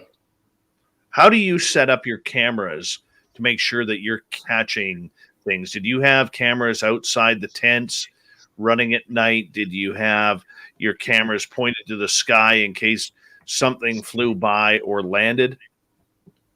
I use a special camera is very, very good at shooting in low light. So, and it has a lens that can open up real wide to let in lots of light. So we can shoot like when there's almost no light and it's still capturing things going on in the sky. And in fact, one of the times we went to the ranch, we were really lucky. Hoodoo Tall has special something that he puts on, and we go to the ranch and it was moonlight and it looked like it was daytime. That's how powerful these cameras are. Oh, I'll tell him about it. I'll tell him about that special item because it's super nerdy. So I've been going to the ranch by myself, and I wanted to set up a gift exchange with the Bigfoots, or at least try to. So I wanted to set up that exchange in the farthest structure on the property, the one farthest away from everything. And so I knew that to do that, I was going to have to cross this big grassy field. And so I was thinking, all right, it's going to be summertime. Now, I haven't seen any snakes on the ranch, but walking through a big grass field in the middle of summertime, I probably need, the smart move would be to have some protection on my legs, because that's probably where snakes would be. And so we're in quarantine and everything. And, you know, I like to make stuff. And so I went and bought some real thick leather. It's like bison shoulder. And I made these, these leg protectors out of it. After I made the leg protectors, you know, I was still in quarantine. I still had all this leather. So I said, well, I mean, I'm out there at night, you know, I've seen like mountain lion tracks and stuff like that. Maybe I'll just make myself like a whole suit. So I made this leather suit of armor to wear when I'm out there, and especially at night alone. I mean, there are things that can come and, you know, pounce on you in the middle of the night. So I at least wanted to give myself like a layer of protection between me and any terrestrial thing that could be out there. So I got to show Damien the suit and stuff like that. And then I actually have a white wolf head that I made that attaches to the back, because cats like to attack you from the back. So I figured I'd need something on the back to make it look like there were eyes back there. It came out kind of cool though. Yeah, it's fun to wear. I get to pretend I'm the Witcher. In our area, when we're out in the wilderness, we have to watch out for the cats up in the trees. Oh yeah, yeah, absolutely. They pounce down on you. So you're telling me I need to make a helmet now? Well, yeah. Helmet with horns. Yeah, there you go. That's perfect. Yeah, that'll protect you. You know, while you guys were out there, how many days were you filming out there? I make 10-day trips, but we were filming for like 3.5 days. Honestly, my original thought was just, hey, come out and we'll just over time collect footage if anything happens. And maybe in a couple years' time, we'll have something to show. And after 3 days, we're like, man, we don't need any more than this. This is already too much footage. So we need to start working on this project, because the place, we can only show you so many minutes of lights in the sky. You know, we don't want to have an hour of you looking at little lights in the sky. I mean, it's worth showing to an extent, you know, showing a satellite tracker, showing you that there's nothing in the sky there, but showing a light in the sky where there's not supposed to be, something like that. But we don't want it to be a movie about orbs. You know, we want it to be a little bit more than that. And Sedona provides a bigger story. There's petroglyphs that I showed Damien that go back 10,000 years. I mean, and we say that because there's a saber-toothed cat. So, I mean, they're old. They're really old drawings. And there's a drawing of a Bigfoot there too. I mean, they drew the creature and they drew its foot next to it. And then there's another site just, you know, maybe 100 yards away that has a carving of the footprint on the ground. And that's the place where I had my first encounter with the creature. So that means this creature has been going through that one particular area for 10,000 years. I mean, there's drawings that old of it, and I encountered it there. So I don't know what else to say than it's been going through there for a really long time. I want to ask you, because this intrigues me. in the cryptid world, we're getting more and more reports of so-called dinosaurs, little Tyrannosaurus Rexes, little raptor-like beings. And yet, in your search for footprints, you have found dinosaur-like prints. And we're not talking prints that are millions of years old here. We're talking fresh prints. Explain this to us. So there's one particular part of the ranch that's a bit away from the house, and there's like this old round corral over there, and it's one of the places I really like to go looking for tracks. There's a lot of dirt there, but it's kind of tough dirt. You know, it's not sand. It's kind of compacted, so it takes some weight to leave footprints on it. And I was looking through there, and I'm telling you, I didn't know what I was looking at. I was like, these can't be footprints, right? Like, I mean, but they were two next to each other. So it was standing there on 2 feet. And then it was a left-right transition walking away from it. And these tracks were overall round. I have a video of them, and I put my hand in it, and it looks like a child. It looks like a child's hand. I mean, these tracks were maybe 13 or 14 inches in diameter round. I mean, that's a really... Like, I mean, there's no elephant. Yeah. Yes, like round as an elephant. Yeah, round as an elephant. Yeah. And then other tracks that were new to me, but Damien and the camera were there, but I had never seen these on the ranch before. And it looked like a 3-toed raptor foot with the middle toe missing. Like there were only 2 toes, but there was a significant gap between them. And the gap was the size of the toes. So proportion-wise, it could have been a missing toe in the middle. However, it left 2 tracks in soft sand where it kind of buried its foot in the sand. And I mean, you can see the compressed dirt in the shape of this thing's nail. I mean, this thing had nails and reptile type foot. I don't know how else to describe it. It was new to me. It was fun for me because it's like all of a sudden you're like, you know, you're used to finding a certain type of thing, and then all of a sudden there's something brand new, and you're like, wow, this place keeps giving. Damien, did you get an opportunity to see those footprints? Yes, I did. I pointed the camera at them, and I saw them myself. He showed me a video of the day before, I think it was, and we went back to see them, and they were still there. Well, not only that, so the day before, I only had found one of those tracks. And then when I went back with him, we found more of them around on the other side of the kind of where the dirt was. So then now I really know it's footprints. You know, finding one is something. But when you find multiple of them, now you're talking feet moving around and something walking. It's not an anomalous mark on the ground. Right. And pardon my ignorance, gentlemen, but you are qualified enough, Hoodoo Tall, to know the difference between a footprint that is relatively fresh compared to something that's maybe stayed in the ground for a few thousand years. These tracks the dinosaur tracks when I found them were probably like a week old because there were raindrops on them, and it hadn't rained for a couple days since when I was there.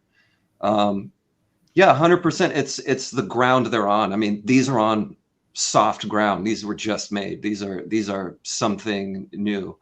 There are a set of tracks up on the Bradshaw Hill that I found that might be there for years to come, because the ground up there is red dirt full of like rocks, maybe like the size of like a silver dollar, you know, like a couple inches.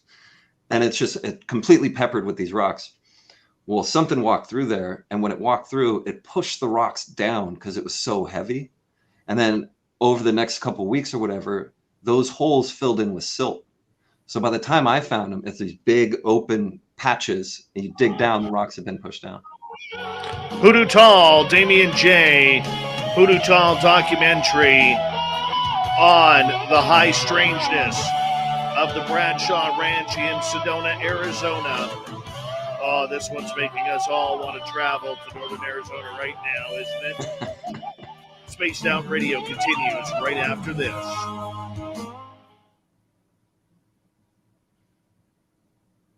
right, gents, we're clear.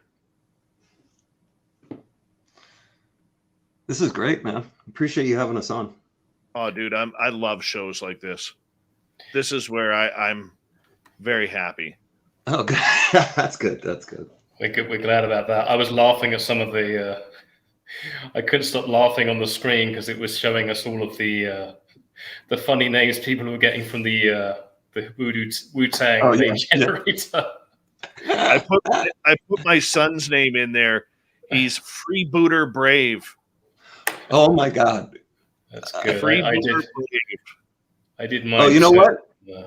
I put Tom Dongo's name in there, and it was Commander Phantom. I was like, "Oh, Tom, you got to use that, bro. Commander Phantom. That's so cool." We'll have to tell him about that one. I think he'll get. I sent it to him. I sent it to him. Yeah. Mine was Prophet Fearless. I just put in my real name, and it is Romanticist Threatening. Oh, wow. Yeah, Romanticist Threatening. Isn't that nice? Some women are attracted to that, so don't worry. Oh yeah.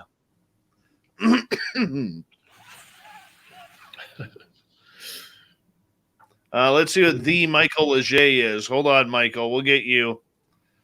Michael, I might go and put the kettle on really quickly. Yeah. Michael Leger, you are Creator Rational. Creator Rational. What a sensible person. Mm-hmm.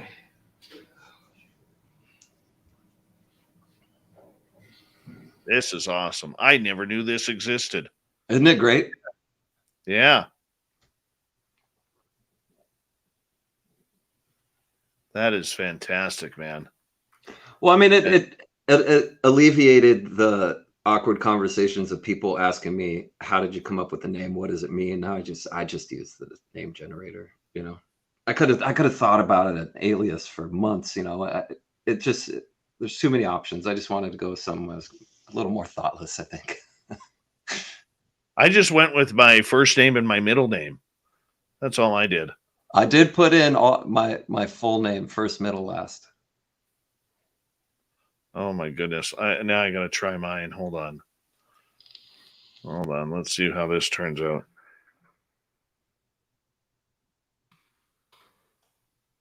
Anthera Erratic. Whoa.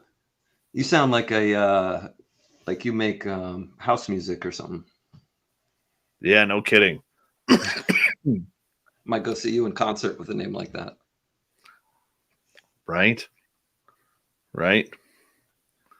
Oh, let's see here. So we have you guys for another 30 minutes here. Hello, gorgeous Candy Romero from Vegas. She is going to Vegas, to the Vegas party. Why not? She lives in Vegas. Look forward to it. If you want to go to Vegas and join us April 22nd to 24th, we would greatly appreciate seeing all of you there. We're going to put on a live show, guys, at the Golden Nugget on Saturday the 23rd. And we're going to have some special guests there for all of you to hang on out with. And before that, though, I'm going to show you guys this because this is kind of cool right here.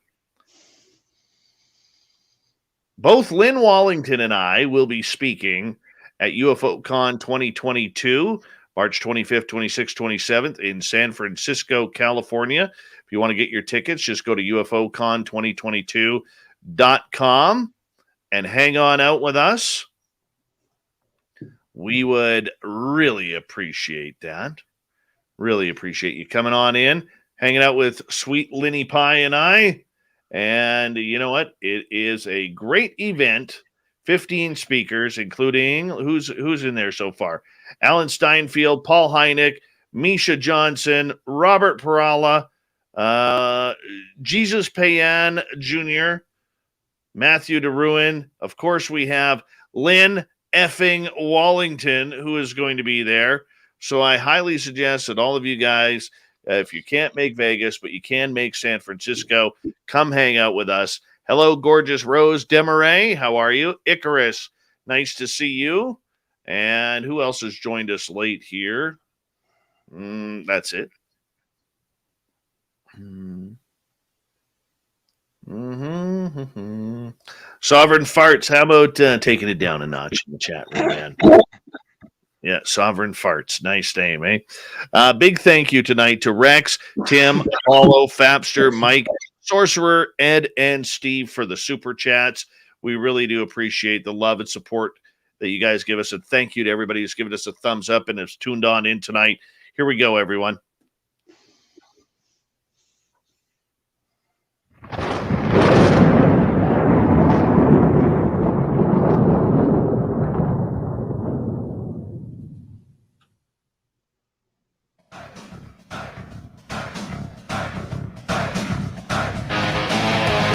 We passed the halfway point of Spaced Out Radio tonight. My name is Dave Scott. Thank you so much for taking the time to join us. We really do appreciate it. I want to remind you that if you miss portions of this show or others, check out our free archives by going to youtube.com/Spaced Out Radio. Do old Davey the favor, hit that subscribe button. Our website is spacedoutradio.com. We have a plethora of features for you. Rock out to Bumblefoot, read Shirky Poo's Newswire. Check out our swag as well. Follow us on Twitter at Spaced Out Radio, Instagram at Spaced Out Radio Show, and now on TikTok at Spaced Out Radio. For the final time tonight, Damien J., Hoodoo Tall, both gentlemen here talking about a new documentary called Hoodoo Tall, which is Hoodoo's Adventures into Sedona, Arizona, and the Bradshaw Ranch. And right before the break, we were talking about potential dinosaur prints in Sedona. Yes, dinosaur prints. I don't understand it, but I love this, man. I do. I mean, there's even one more story about that that really hasn't been told much, because when I go out there now, Tom Dongo and I have become pretty good friends. And so I go into town and we sit down and have breakfast, usually one morning when I'm out there. And I was asking his advice, as I pursued the ranch and this kind of thing. And his advice was, you're fine there. Just don't go to Sycamore Canyon at night and don't go there alone. And I take his advice, and I asked him why, and he started telling me about some weird things out there. However, he said that him and about 4 or 5 other people went out there during the day. They parked their car and they were standing out there and they watched for several minutes a pterodactyl flying in the sky. And I mean, Tom is a knowledgeable guy. Tom knows what he's looking at. He's not someone that embellishes a story.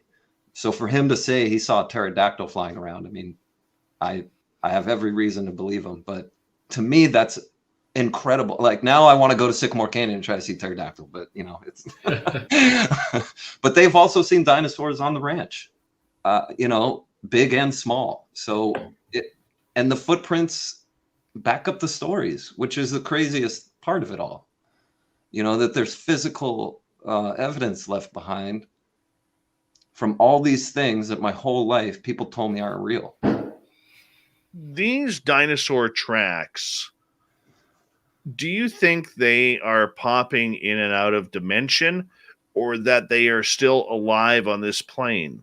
No. I don't think it's a surviving species of dinosaur at all. I think that whatever is causing the phenomenon on the ranch property kind of seems like a bubble over the place where just lots of weird stuff happens. So I like when things happen there, it doesn't even really freak me out anymore to hear something new, because it just seems like there's something about this piece of land where these type of things happen.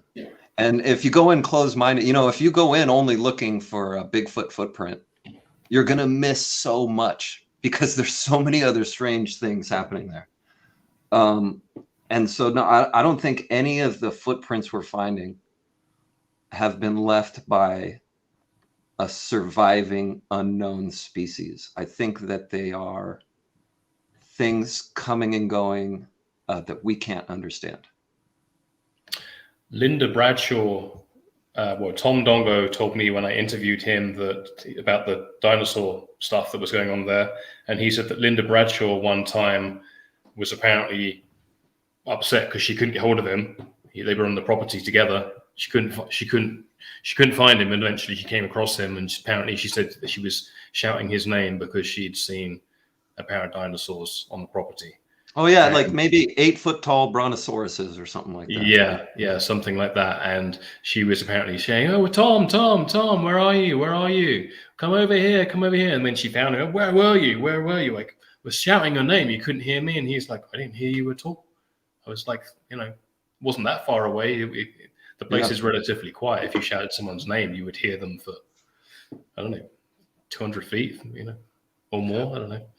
What kind of dinosaurs are being seen there? I mean, you mentioned pterodactyls in the air. There's ones almost, I would assume, like a brontosaurus or something, maybe not that big, but leaving elephant type of prints. I mean, this is one of the things Tom said that it wasn't seen by him. It was seen by a few other people on the ranch, where they saw the bodies of large dinosaurs like that would leave the tracks I had seen. However, they didn't see their heads. They saw just like the back halves of them going away from them into some trees. And so they couldn't see what the heads of them looked like. But they said, no, I mean, we just watched these dinosaurs walk through. If I remember correctly, I think the ones Linda Bradshaw saw were long neck brontosaurus types, but were only like 8 feet tall or something like that. So, to us and our knowledge of dinosaurs, I don't think any long neck 8-foot dinosaur existed. Those were all really big, so they could reach the tops of trees. So they don't seem to be in line with the creatures we know on Earth. And so I don't have any reason to believe that they are. That almost sounds like what they're seeing in the Congo with Mokele Mobembe. What's that? Yeah, I'm not. That is a dinosaur that they claim still walks and roams the jungles along the Congo River. Oh wow! There was a giant bird in like New Zealand or Australia, like a moa maybe, that was alive that we hunted to extinction. Like I think bigger, like much even bigger than an ostrich. And some of the footprints I've seen on the ranch kind of even reminded me of that. Just these weird, like 3-toed. I found triangular footprints, like almost up like a perfect triangle. It's just there was only one perfect print for that, and then there was a mark before it, like the toes, and then a flat print, and then like some disturbances. But there was just one good inch deep. I've found square, like kind of these square tracks out there. And I've found square tracks that left 2-inch deep depressions on the dirt road portion of the ranch. Now, how much does something have to weigh to make a 2-inch deep footprint on a dirt road that cars drive over and don't leave impressions on? I mean, it had to be serious weight on these creatures to leave these footprints behind. That's the most astonishing thing to me, is the weight of the creatures. Yeah, I showed a doctor some of the footprints that Hoodoo Tall was capturing. A friend of mine, I had it on my computer, and I showed him, and he said, whatever made those footprints must weigh 1,000 pounds at least to have made those kind of impressions. Yeah, we find tracks that are like 4 inches deep and 20 inches long, and 12 of them, not one track. I mean, a line of tracks leading right up to a game trail. Like this thing was hunting. I would imagine they would just hunt for fun. I mean, if they're these higher level beings that are kind of coming and going, we don't know the reasons for their visits here, but it seemed like it was stalking animals on a game trail. Maybe it's like a dimensional rift of some kind. That's why we see dinosaurs there and all these bizarre. I haven't personally seen dinosaurs there. I mean, people say they've seen these things. I hope I can just keep going there, especially at night, to get eyes on these things. I want to get eyes on what is leaving these footprints behind. That's the only way I'm going to know for sure. Some footprints are clear enough where you can kind of guess what kind of creature it was, but I still want to have that firsthand experience with it. I want to ask you in regards to that. I mean, how much time would you have to spend out there in order to see that? I mean, 10 days just doesn't seem enough. I don't think it's enough either. No, I don't think it's enough at all. But I'm a regular guy with a regular job. I save up my vacation days and I take 2 10-day trips a year, and that's what I do with my vacation time. However, the first night we went to the ranch, it kicked off within 30 seconds. So I don't know. Like, I feel like the more time I spend there, the better the odds I'll witness something. Right. And so that's kind of the approach I take. But it is a wildly unpredictable place. Do you camp in the same place every time? Because for a lot of familiarity with Sasquatch and everything, it's about repetition. So they get used to the sound of your vehicle, with where you're camping, the sounds that you make, the sound of your voice. Everything that you do has to be the same. I stay on. It's a privately owned campground, and I reserve the same campsite every year, and it's the farthest campsite on their property. So I'm pretty much, there's no other campers for like 100 yards from me. And I'm right on the creek. I'm 10 feet from the water. And so the first time I stayed there, the smell, I had the smell, something that smelled so bad. Me and my 2 friends our eyes watered up, our throats closed, and we're dry heaving and stuff like that. The smell was like dead bodies, burnt tires, and burning hair, like all mixed together, just the worst thing you could ever imagine smelling. And that was shortly after that was the first time I'd spoken to Tom Dongo. And the reason I reached out to him was because of that smell. And I told him, hey, I'm camping over at this place. And he was like, oh, you're camping there? He's like, it's funny you say that name, because like 5 years ago, I got a phone call from like 4 or 5 campers that said they had a Bigfoot run through their campsite there. I'm like, yo, that's why I'm calling you, because a Bigfoot came through my campsite there. And I look up on BFRO, and there's a pinpoint on that exact spot. So it was going through there before I was there, but I figured that campsite will be my best chance to encounter it at night when I'm just hanging around camping, not at the ranch, because it's come through there 4 or 5 times now. Yeah. No kidding. Yeah. I want to ask you guys, dinosaurs is like, for people who haven't been there before, we think of Sedona as maybe being in the desert, with all the nice, beautiful rocks that you would see, that were copied in many of the cartoons and movies from yesteryear that we saw with, the Westerns riding through the desert. Is there a big forest area there? Northern part of town, absolutely. Especially like between Flagstaff and Sedona is very mountainous and very foresty. Where the ranch is, I would say it's more large bushes than trees. They're kind of spread out. Where I camp, right, along the creek, it's going to be very green with a lot of trees and a lot of cottonwoods and stuff like that for a good distance around the creek. So you can kind of get a little bit of both. There's parts of Sedona where you go out and you feel like you're in the middle of the desert and you can hardly see a tree around you. So that's another fun place about it, is the vast scenery. Mm-hmm. Damien, going out there and seeing what Hoodoo Tall has seen for many, many times, what was that like for you as a camera operator, as a documentarian, to be able to not hear this on a phone call or see it in a photograph, but to actually get there and get a feel for everything he's been stating? Oh, just amazing. Pretty much, I guess, life-changing in a way, just to be able to experience it myself and see it with my own eyes. And, it was definitely there's a real strangeness. The whole place just feels different. Sedona does, feels like nowhere else I've ever been on this planet. Just felt amazing. One of the things I told them when I was going to take them out to the ranch is, we're going to get out there and it's going to feel weird. You're going to feel weird when you're there. It's a weird place.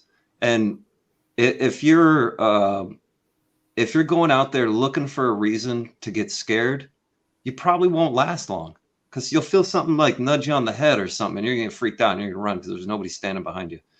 My whole goal with the ranch was originally to at least spend enough time there to where I felt comfortable in that weirdness, because that's the only way I'm going to get to see this stuff, is I feel comfortable out there.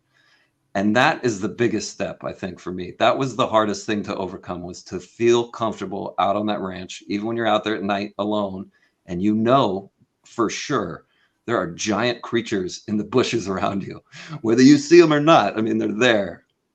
To become comfortable in that situation is what took the most work for me. But once I did, I feel comfortable bringing some people there.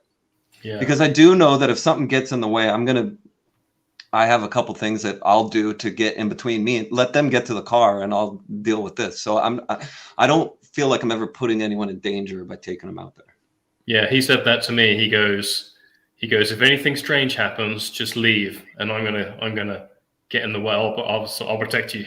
So I felt safe, because he would just say, if I hear a strange noise and we encounter anything unusual, like Big Girl is what they apparently call this creature that lives at the ranch. He says, if Big Girl comes out, I'm just gonna walk towards her. You can just walk away slowly if you want, or run. So For sure. And I want to ask you guys, okay, outside of potential dinosaurs, Sasquatch, UFOs in the sky, what other strangeness were you encountering out there? I'll give you one story that I don't really tell a lot of people. Why not? That's what this show's for, right? Sure. I was out there in the same dry creek where I had found the my first Bigfoot footprint next to the petroglyph. And that time, it was just after a flood, and I wasn't able to locate the Bigfoot petroglyph again.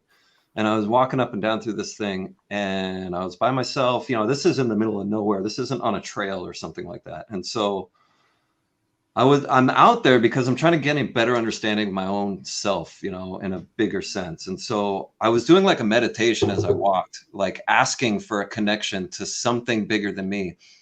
And I was really feeling it. Like I was putting my hand on my chest, and like for some reason, just after that, just like from my hand to like putting my hand out in the air, and just I could feel something. And I just kept walking, and like at one point I just had tears running down my face. I mean, it was just overwhelming energy in the air. And I look over to the left, and I see a rock with a hole in it. And I was like, what? That's odd. And I go over, and I find this little nook in the rocks where there's the grinding stones from where they were grinding up grain. It's still in the hole. And then there are two drawings that immediately jumped out to me. And they're two drawings of sky people. They're on one person on each wall. On one wall, the sky person has his hands are out in front of him, and coming from his hands is a segmented double helix shape, like a DNA strand. So I don't know what these people saw there, but they saw someone come from the sky and show them a double helix. The other side shows the same sky person, and next to it shows a drawing of an inverted person, like a person coming head down. I didn't know what that meant until last November, when Damien and I were extremely fortunate to meet Cliff Mahooty. Cliff told me that upside down petroglyph, that's how the Kachinas came into the kiva structures. The natives would go in their kivas, and the gods would come in upside down, head first, and then turn around. And so they would draw those upside down people. So whoever was in this little site saw people come from the sky, just like other natives saw, an inverted upside down. I felt this insanely strong, like deja vu, like I've never experienced. Like there was something really weird about all this. And then below the carving of the sky person in ancient paint, which I had never really seen out there, I've seen carvings, was a handprint on the wall. And I looked at it, I was like, holy smokes, this isn't a native's handprint. The natives in that time were fairly small people. I mean, their hands would have been short and stubby. It's a fairly large handprint. And I was so curious, and without even thinking, I mean, I just put my hand on it. And I have video of it. And I mean, it's exactly my handprint. I mean, every nook and cranny of mine, it's my handprint on the wall. And then I weirded me out big time. Whoa. And I turned around and I looked at the drawing on the other wall, And I was like, oh, there's a handprint over there too. And I walked over to it, and off to the side on the rocks, I just kind of knew where it was. I was like, oh, here it is. And then sure enough, there was another red handprint and paint over there on the rock. You go ahead and interpret that any way you'd like. I don't really try to. It was the strangest thing. I've had a personal experience with it that I can't let somebody else experience for themselves, you know? That is very strange.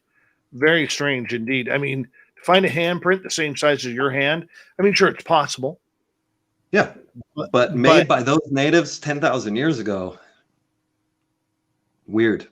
I showed it to Native Americans in Sedona too. They took it way far. They're like, "Oh my gosh, no, there's reincarnation. Look, that's your handprint." From I was like, "Whoa, whoa, whoa, whoa!" You know, like, well, it's they said it's definitely not the handprint of any native people, and so that was the bit of information I took from the conversation instead of an elaborate story about what it could be. Yeah, that's a you know, it's really strange. I don't know I don't know what to make of those kind of overwhelming personal experiences.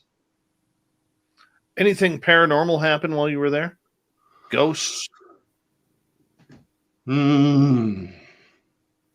I've had people with me that like have their hat flipped off their head and go like 30 feet and stuff like that. But nothing, that kind of stuff seems to always be overshadowed by some creature or some UFO. You know, off the top of my head, nothing really ghost-wise. And to be honest, I don't know that I would think it was a ghost if I was out there. I'd probably think it's some being I just can't see. You know, I'm not sure on that. But lots of creatures, objects, and lights in the sky on a nightly basis. There was a couple weeks where they had a UFO flying around town every night that looked like one of those oil rigs you see out in the ocean, like all those lights on those oil rigs. Tom Dongo was telling me about that one. And I also have another story, which I'm not going to name any names about because I don't know if I should even share it, but the information itself is too good not to share. It's about the Bigfoots. We got 2 minutes. Somebody with a lot of money bought a large section of land they knew Bigfoots were living on. And one of the things he was doing was leaving books out for them. And he said that when he goes back to get the books, not only did they read them, but they were critiquing them. I don't know what to make of that either. Are they that intelligent? That was a bizarre thing to hear. I've never heard anything like that before. But from a really reliable source. So, you know, it's not like just some whim I heard online. It was really a reliable source that told me that. Hoodoo Tall, Damien J, we got about 90 seconds. Damien, when do you expect your documentary to come out? Sometime this year. It's being edited right now. So these things take a little while, but should be relatively soon. And will people be able to find it online? Yes, absolutely. There's a couple of channels already interested in it right now, but I don't want to give away those in case that doesn't happen. So we'll stay in touch on it, and I'll let you know when it's going to come out and where it's going to be. I look forward to that. Hoodoo Tall, we got 35 seconds for you. What's your final message to our audience? For a lot of people who are really, really into this subject and think that they can't have a personal experience or see a UFO, I just want to let them know that that's not correct. I mean, you can go take a trip to Sedona, go on Melinda Leslie's tour, and you'll see several of them. I mean, just go do it for yourself so you know and see what changes in you after that. It's every trip I make to Sedona, I come back a different person. Beautiful. Sure. Beautiful. Hoodoo Tall, Damien J. Hoodoo Tall documentary coming out later this year about the Bradshaw Ranch and the high strangeness that happens all around it. Yeah, it's one of those tricks, man. But if you got to get to Sedona like I do, we got to go. We got to see it for ourselves. It's just one of those places. Coming up next, we got the Swamp Dweller. We got Fedora John and the UFO Report. Shirky Poo's news. Thought of the day, but jam-packed. Hour number 3 coming up next on Spaced Out Radio.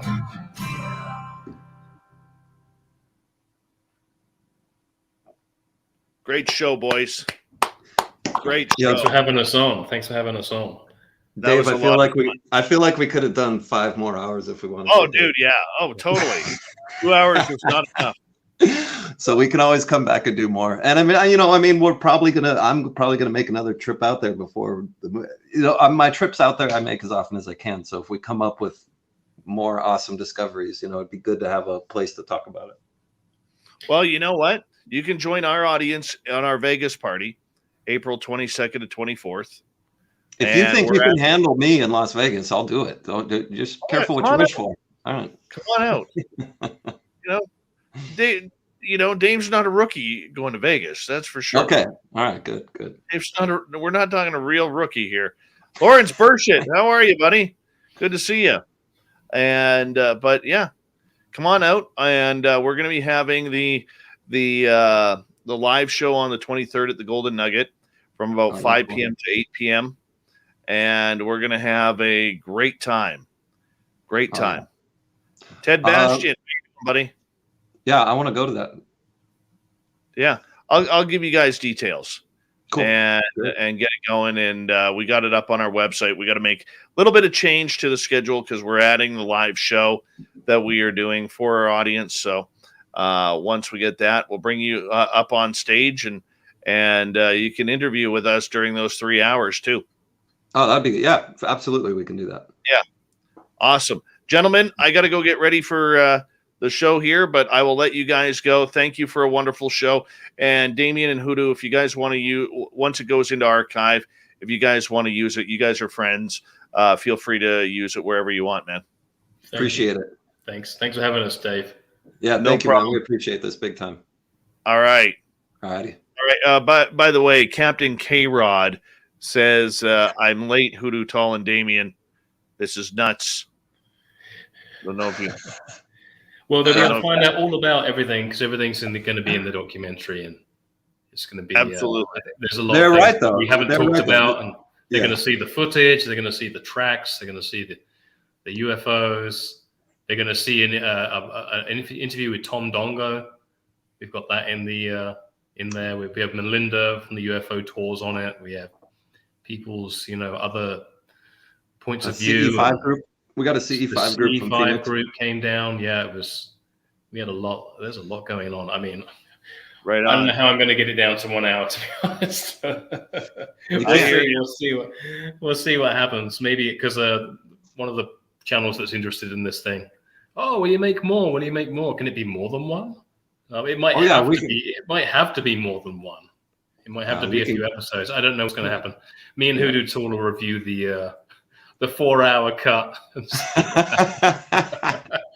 Well, in a couple of months, gentlemen, we'll sit down, we'll chat, and I'm very excited to see where you guys are going to go with this. And thank you for allowing us to be the first guys to really talk about this with you guys. So that just works perfect. All right. We'll talk to you again, Dave. Yeah. All right, thanks, guys. Dave. Thanks everybody for listening. Have a good night. All right. Take care, boys. Cheers. And cheers, David. Bye-bye. Bye. Love him. Love them. I mean, does that not make you want to go to Sedona, Arizona right now with them? Like, just drop everything and go.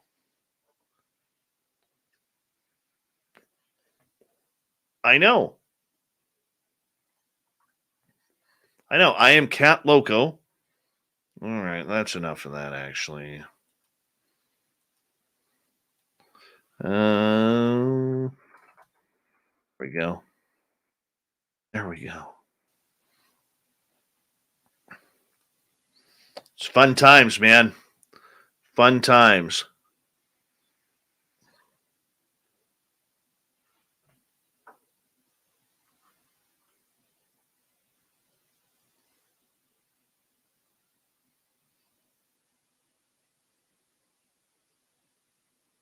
Tonight it's on orange ice. I got to go get restocked here tomorrow. 416 Bitcoin. Actually, I was thinking about what you said the past couple weeks about the NFTs. So yeah, let's talk. Let's talk. All right. I want to remind all of you that on March 25th to 27th, both Lynn Wallington and myself will be hanging out in San Francisco, California at UFOCon 2022. You can go to UFOCon2022.com and check out if you want to come on down for for the awesome UFO conference that Lorian Fenton puts on. And I cannot wait to get there. And let's see here. What else do we got? I'm just getting ready for the news here. That's a good one right there, too. And you know what? Then we got the Vegas party coming up in Las Vegas, April 22nd to 24th. And if you can't make either of those, I will be appearing at the MUFON Symposium in Denver, Colorado on July 8th through 10th. And I will be speaking about UFOs in the media there. So hopefully you guys will be able to get there. All right, let's do this thing.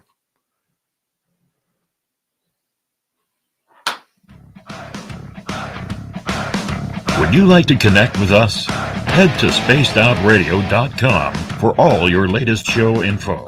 Now, back to Dave Scott and SOR. Here we go with the third and final hour of Spaced Out Radio tonight. My name is Dave Scott. Thank you so much for taking the time to join us.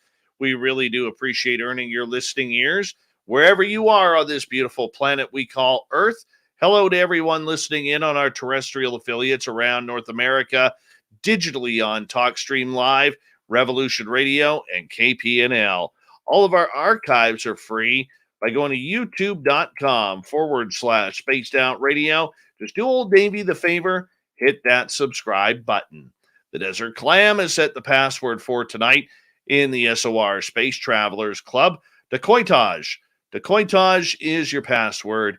Use it wisely, Space Travelers, as the Clam sets the password each and every night right here on Spaced Out Radio. Our website is spacedoutradio.com. We have a plethora of features for you.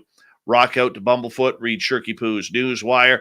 Check out our swag as well. Follow us on Twitter at Spaced Out Radio, Instagram at Spaced Out Radio Show, and now on TikTok at Spaced Out Radio. It is that time once again where we go into the night with the Swamp Dweller, who takes us into the swamp with another spooky Wendigo story.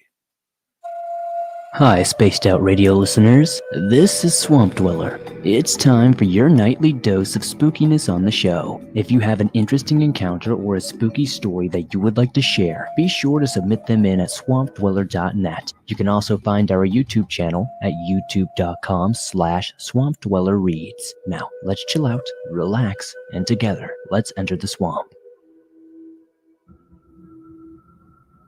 In Roscommon County, Michigan, a few years back, I had what I believed to be a Wendigo or Dogman encounter. I was biking down an old, quiet, 2-track near my home, scoping out 100 acres of land that had been lowered immensely in price. It was 1 in the afternoon when I caught sight of a figure at about 10 to 12 feet tall, taking roughly 3 steps in about 50 yards ahead of me across the property line. I quickly stopped my bike, gazing ahead for a better look. The figure had backwards hind legs. Its neck was strange and its eyes were a distinct yellow. The neck was so long it looked as though the thing could swallow an entire human in it. When it walked, there was no up and down movement but more like a gliding. This figure seemed spiritual, not physical, and it soon dissipated. I went to check for tracks, but I found none. The land eventually sold, and when it did, I was asked to check out an RV someone was selling. The land the RV was on was the same land I witnessed the creature 6 months prior. Seeing this made all the memories of the creature flood back. I wanted to ask the elderly owners if they'd noticed anything strange while out here. But I also was there on business, so I had to be careful in my wording. Knocking on the couple's door, they opened up. I told them I knew the land well and was curious if they'd seen any wolves or wildlife in the area. The couple smiled and went on to a heavy rebuke of wolves. I then changed the subject and went inside the RV to find the walls covered in wallpapers of wolves and pictures of wolves everywhere. There were also many references to Indians and dream catchers. I never bid by the RV, but I believe what I saw 6 months prior was a Wendigo or a dogman in spiritual form. Freaky. Let's do another.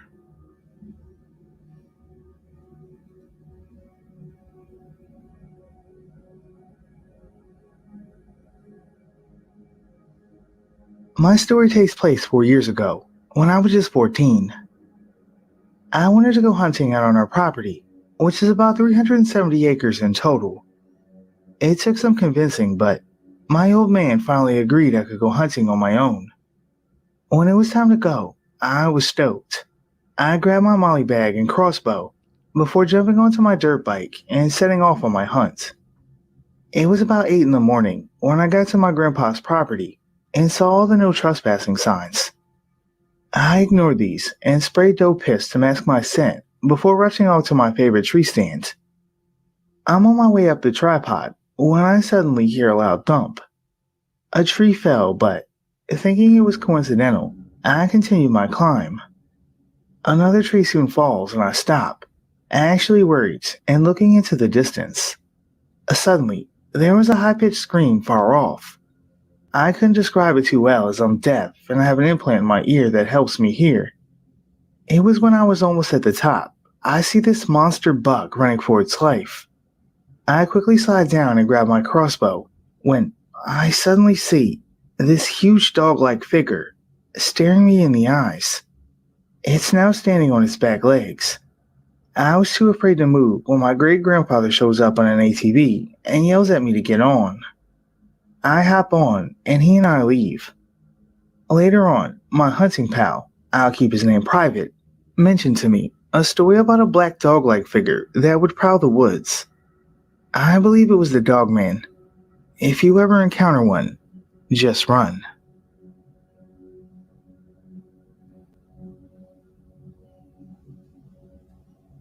Wow, that's some spooky stuff right there as we get ready for the fedora-wearing John Hudson. Once again, we say thank you to Mr. Swamp Dweller.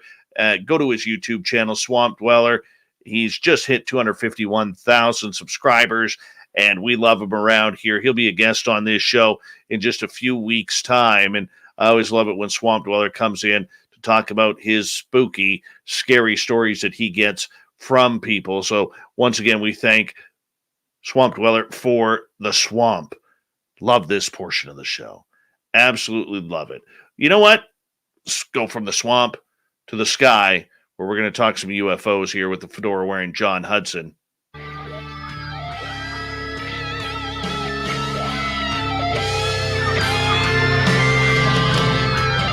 John Hudson comes in for the unbiased UFO report, kicking off the week and all the latest news on what is going on in the UFO world.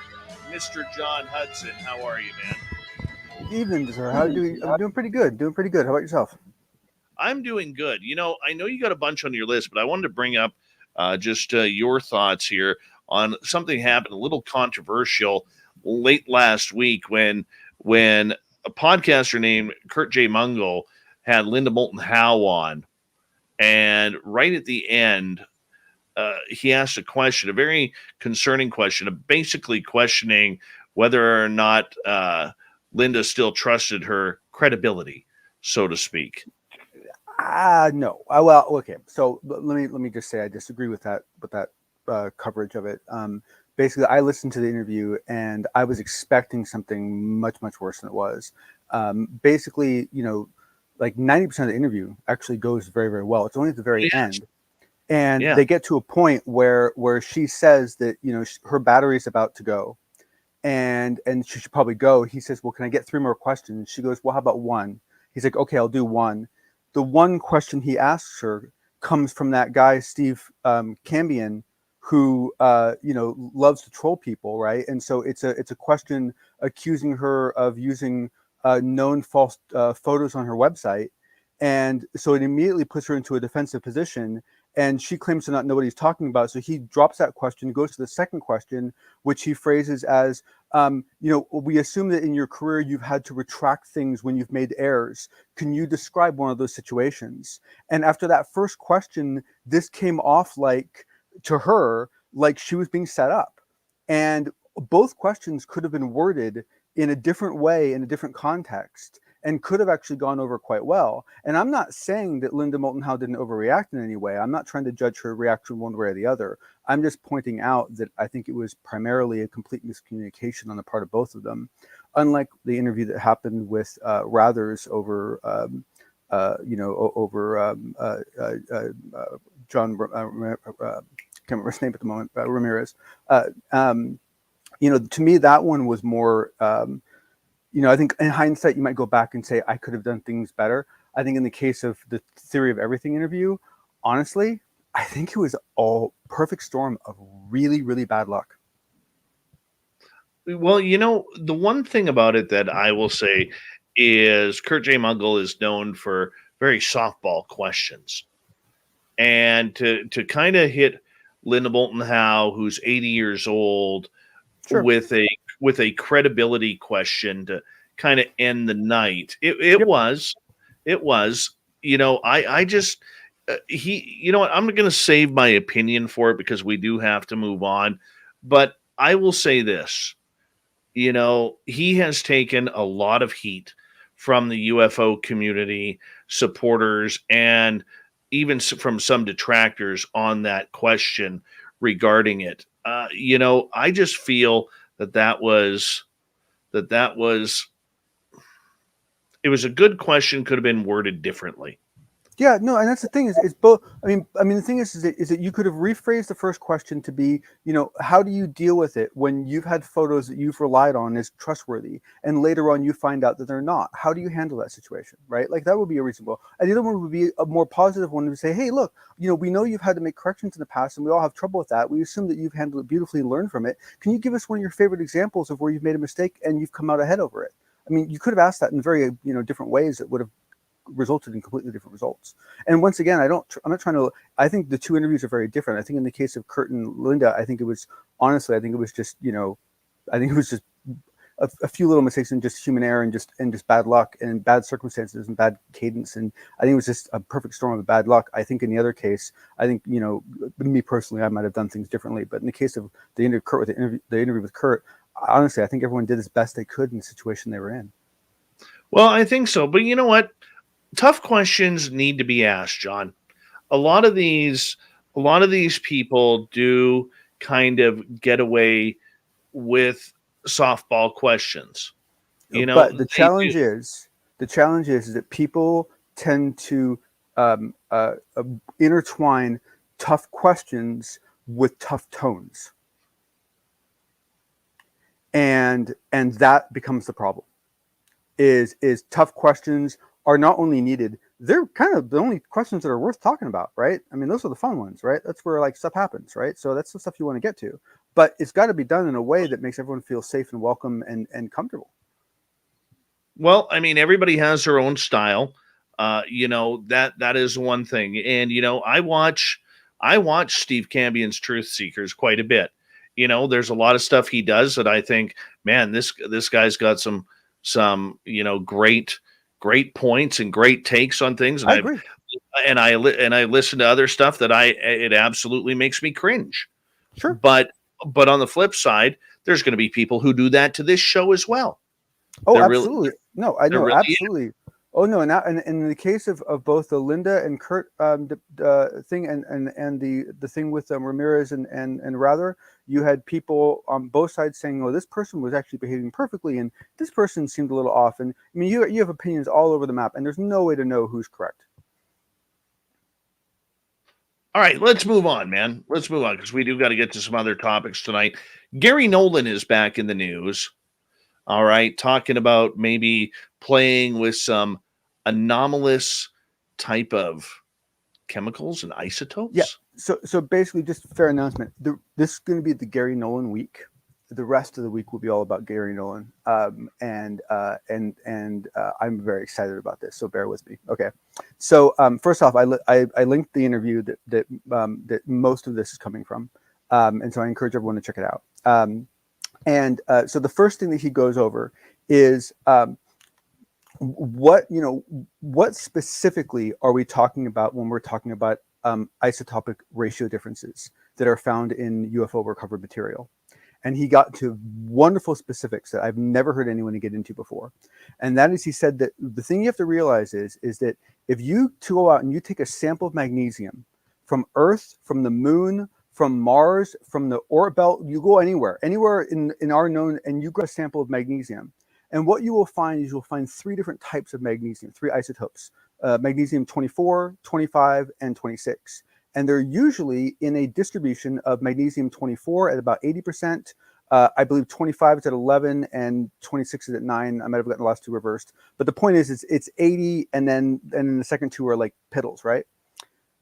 This sample that was recovered from Ubatuba, it was recovered from, there was a fisherman that saw a glowing object in the sky that released an object. The object then exploded, and the material that fell to the ground after that explosion, the fisherman recovered and took to two scientists he knew and asked what the hell it was. And essentially that ended up in the hands of Jacques Vallée, which then ended up in the hands of Gary Nolan.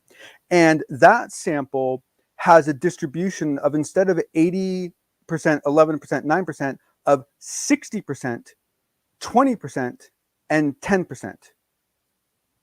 Which one, like, we don't know why you, like, we don't even know how you do that was one thing, right? But the bigger question, and what I want to get to in a second, but I want to finish something first, is why, right? But the thing is, before I get there, is that this is basically material that came with pretty good chain of authority, and basically he analyzed it using that very high end analysis tool that we've talked about before.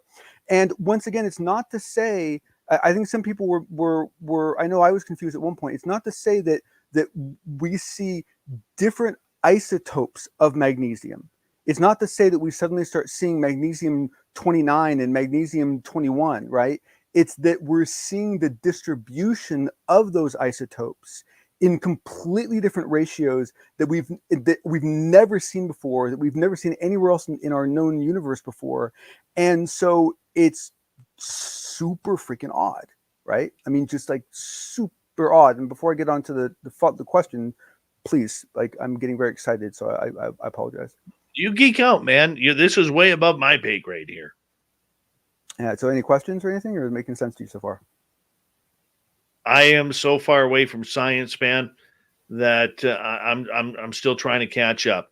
So Okay. What I do know about Gary Nolan, though, is that he is testing all sorts of substances as well as people regarding contact with UFOs. And I do know he has allegedly been working on some materials recently regarding some sort of artifacts that have apparently come from crash debris. Yeah. So basically the catalyst for this interview is this work that he's working on now, but as well as this published peer review paper that recently came out, which I'll talk about in a second. But what to me, what was really thought provoking about Gary Nolan's interview is the way he approaches this problem. And because most people would essentially immediately go to, how would you go about making that? What is the process for making it, and so forth. But the thing is that perhaps you're asking the wrong question. Perhaps what you're looking at isn't actually a finished product, right? Perhaps what you should be looking at is what sort of processes might exist where this would be the outcome of that process, where this would be the result, the remainder of that process. And so take a look at it from that point of view. And it's not to say that that's the right solution, right? And and that might be, honestly, that one could be a simple solution. Let's say you had a problem where you needed to have a whole bunch of really, really pure magnesium 24, and you had some filtering process, and the resulting mix, you ended up with a lower mix of 24 because you took some of it out. Like that could be that. It could be something that simple, right? Or it could be a complicated combustion, some sort of an internal, reactor process that then results in this. Because in the case of this one, of the Ubatuba one, it was shot out of the back of this object, then exploded, and the sludge that fell from that is what we got. So you're not talking about, top shelf stuff. So for the majority of this planet, like myself, that has absolutely no clue what magnesium 24 is, fill me in here. Help me out. Scratch my back a little. Okay. So basically, when you have a molecule of something of magnesium, right, like on a periodic table, right, there are multiple configurations of that, right? So there are multiple ways to put magnesium atoms together in a way that they create that geometric thing that you saw in high school that becomes stable, right? And there's multiple configurations of magnesium. One of them is magnesium 24, one of them is called magnesium 25, and one of them is called magnesium 26. So this alien craft, or whatever it was, as I'm trying to paint a picture here for us laymen who don't really understand the science behind it, because I am so not a science guy. This magnesium 24 or 25 that you're talking about came out of an aircraft, some sort of craft, potential UFO, and it shot out and exploded in the atmosphere, and this is kind of what melted down to the ground. Yeah, not super high in the atmosphere. The understanding is this basically this is a fisherman in Ubatuba, Brazil, on a body of water. The glowing object came above the water and basically ejected something behind it. That object then exploded, and the debris that fell after that explosion is what the fisherman then grabbed and took with him. Okay, so the fisherman recovered this. How did it get into Gary Nolan's hands? So essentially, it was shown to a couple of scientists, and then it I believe it ended up in a museum for a while, and finally, in the end, Jacques Vallée took possession of it. And Jacques Vallée, I believe Jacques Vallée actually is the one who owns the material at this point, or is at least the custodian of it, because I know he went down to Ubatuba, Brazil, to collect this material. Right. We got 90 seconds left. So why is this study that Gary Nolan is doing important towards UAP studies? Because essentially what he's trying to do is provide the and there's more to it, which I'll get to after the break. But what he's trying to do is provide, when people say, hey, we're seeing things that we know can't be made here, right? Or it can't be made by us. And people go, well, how do you know that, right? Like, how can you know that? How can you know that no one else has invented this? Well, these are the specifics of the way we start to determine that what we're finding isn't made by people we normally hang out with. But it is interesting to me, as we got about 40 seconds left, that magnesium is a compound that they are using, they being the extraterrestrials or whatever that craft was, considering we could find that here on Earth as well. Normally we think... Sorry, go ahead. Go ahead. Oh, I was going to say, but I mean, that's the thing, is that we all use the same elements. But we don't know what other elements are out there, though. So that one's actually kind of surprising to me. Yeah. But the truth of the matter is that the elements we have aren't the elements we have because we made them. It's what our reality is built out of. So, true. Most reality is built out of similar things. John, hold on right there. We'll continue this talk. I think I may be starting to get it. As non-science guy, Spaced Out Radio continues with the unbiased UFO report. Going into the final half hour of the mighty SOR right after this. Stay tuned.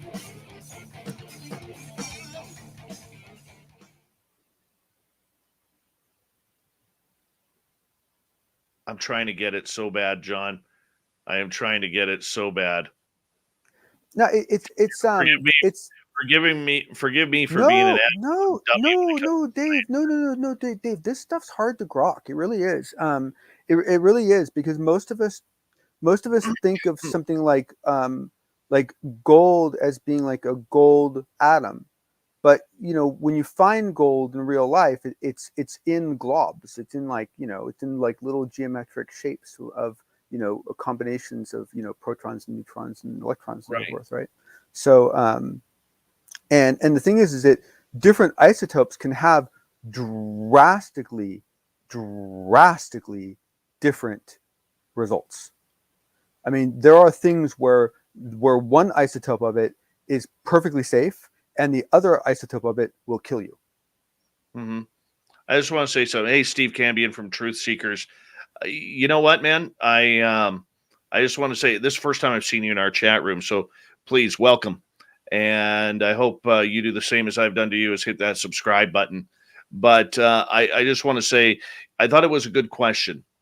I don't think Kurt handled it very well. And I would tell Kurt that same thing.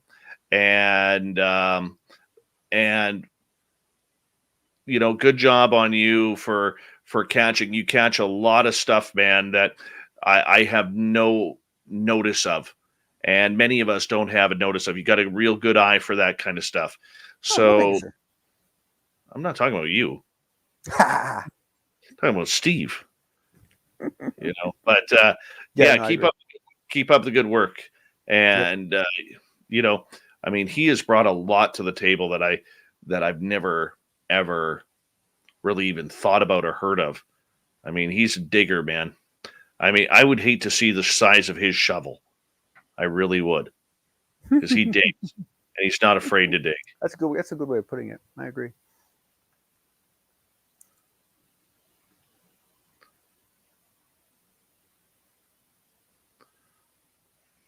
Have you seen the new Dune movie? No. Did you read the Dune books? No. Did you like the Dune movie original? No. Oh, well, don't worry about it. Yeah. Although I have to admit, if no one's ever been into the books or the other movie, this wouldn't be a bad introduction to the story, because I mean, this is actually a very well done film. But it's still challenging. Actually, Frank Herbert's son got together with another writer and wrote a three series prequel to Dune that takes place 10,000 years before. I've mentioned it before, and it's all about how technology goes south and how they essentially like ban like artificial intelligence and like all this. They turned like extreme Luddites. You'd love it.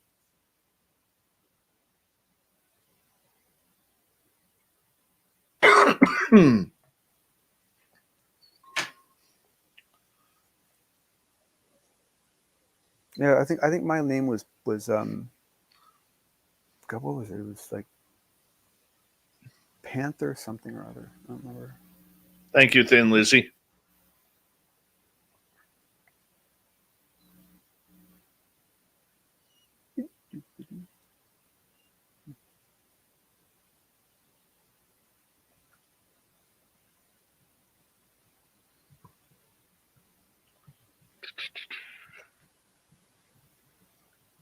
Boy, Lynn had a pair of good shows, and you guys had a pair of good shows on the weekend, man.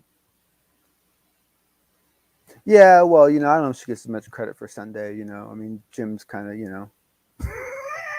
just kidding. No, that was a great show. No, it was cool seeing. It was cool listening to her interview him, because she got kind of a different perspective out of him on a couple of things, which I really enjoyed. I really enjoyed you guys' shows this weekend. Oh, I was in the studio working on some stuff, and really got to kick back and relax and and listen to you guys. And, from Lynn following up to you, Gemma, and Big Willie, it was pretty damn good. Pretty good, damn entertaining this weekend. Oh, good. Yes, Good, we good, are good. getting excited for Vegas, April 22nd through 24th. So make sure you sign up for that. And thank you to Rex, Tim, Apollo, Fap, Mike, Sorcerer, Ed, and Steve for the amazing super chats tonight.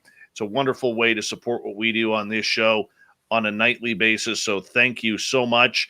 And a big thank you to all the veterans out there who are tuned on in. We really appreciate you. Here we go.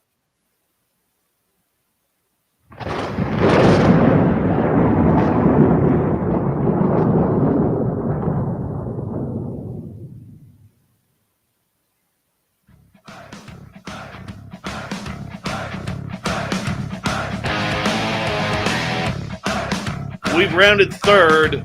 We're heading for home tonight on Spaced Out Radio.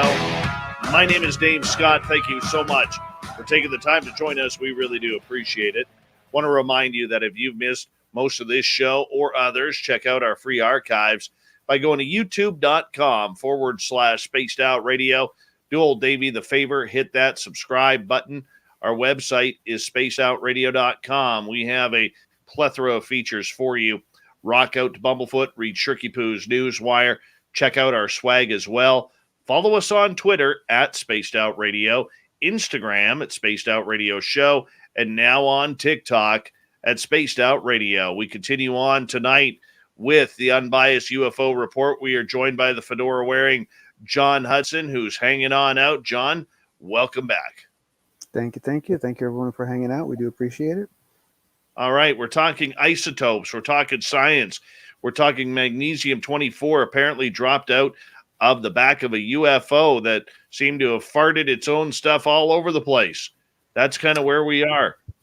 Yes. And the excitement continues because what we also got and once again I encourage everyone to really listen to this interview and I'll provide a link to it. Is we get some more information out of Dr. Gary Nolan on what the details are of the peer-reviewed paper. So it turns out that the material that the peer-reviewed paper was done on came from Council Bluff, Iowa. It involved a case in the 1970s of 6 to 7 simultaneous witnesses where 30 pounds of molten, incompletely melted material was ejected from a hovering craft and recovered. And this material did not appear to have any of the odd isotopic ratios that the other material had. However, the makeup that it did have, the fact that it was basically what Nolan said is that it looked like a half-made smoothie. It looked like someone was mixing up something and didn't finish and threw it out.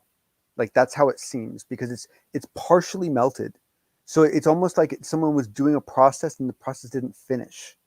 And so essentially this is the material from the Council Bluffs, Iowa incident that Gary Nolan and Jacques Vallée wrote their paper on. And it turns out that paper went through a 2-year review process before it was actually finally published. The paper is out now. Unfortunately, it's behind an academic paywall, but I'm trying to find a public source for it so I can share it with folks.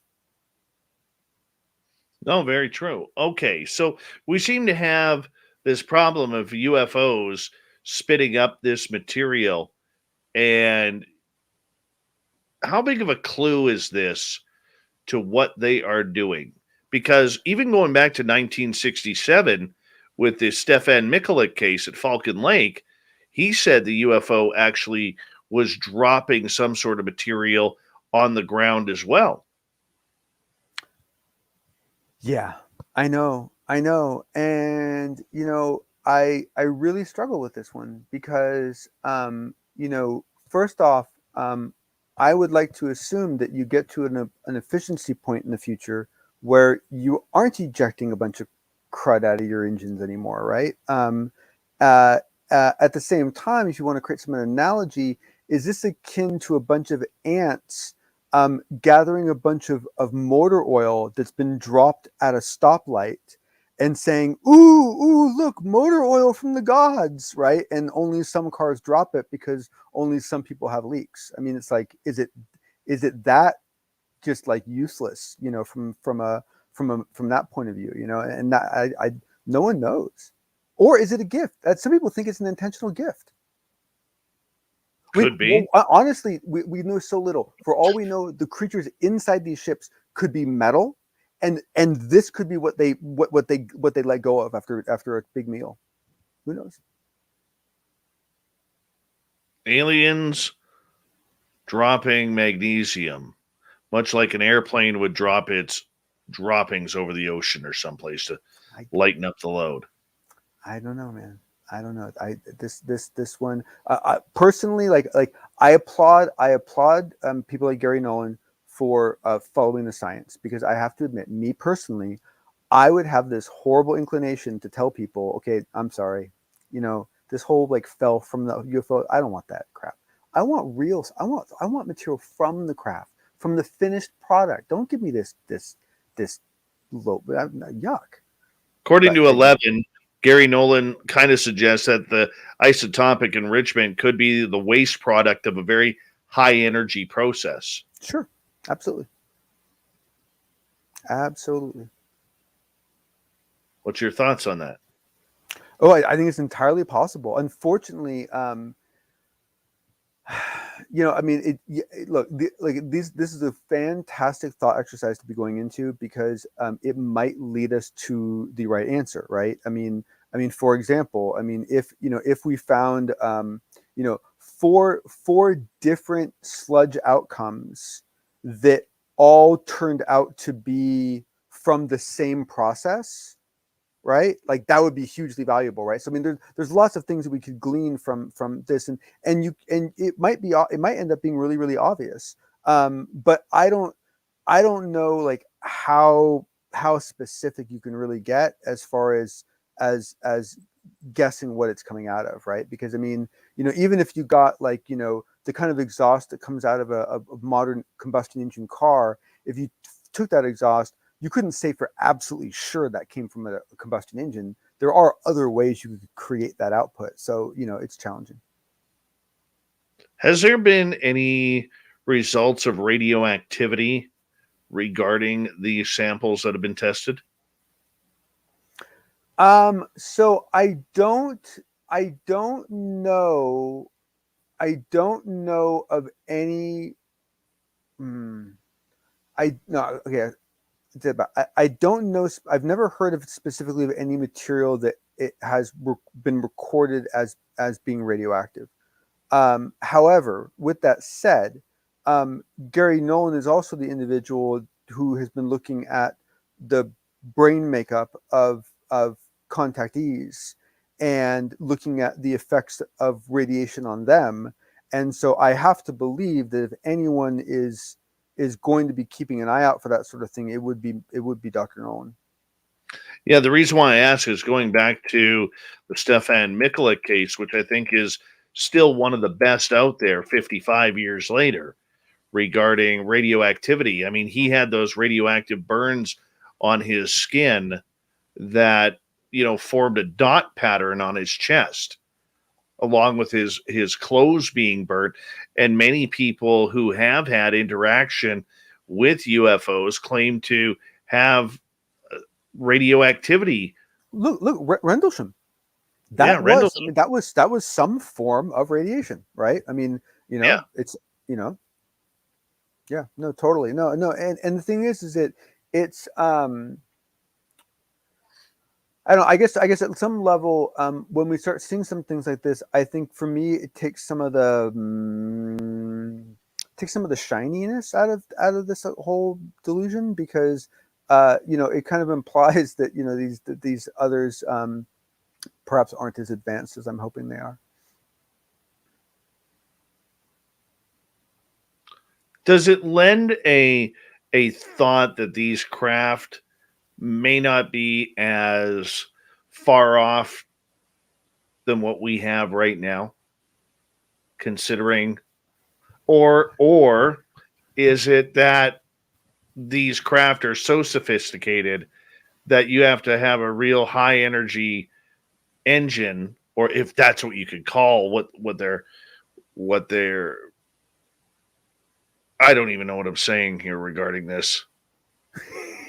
Uh, No. I mean, I did have a power thought, and then it kind of disappeared. it's You all know, good. with because I don't think they have an actual engine on there. Like, does this thing got a Hemi or anything like that? I'm sure it's not a 5.7 liter, right?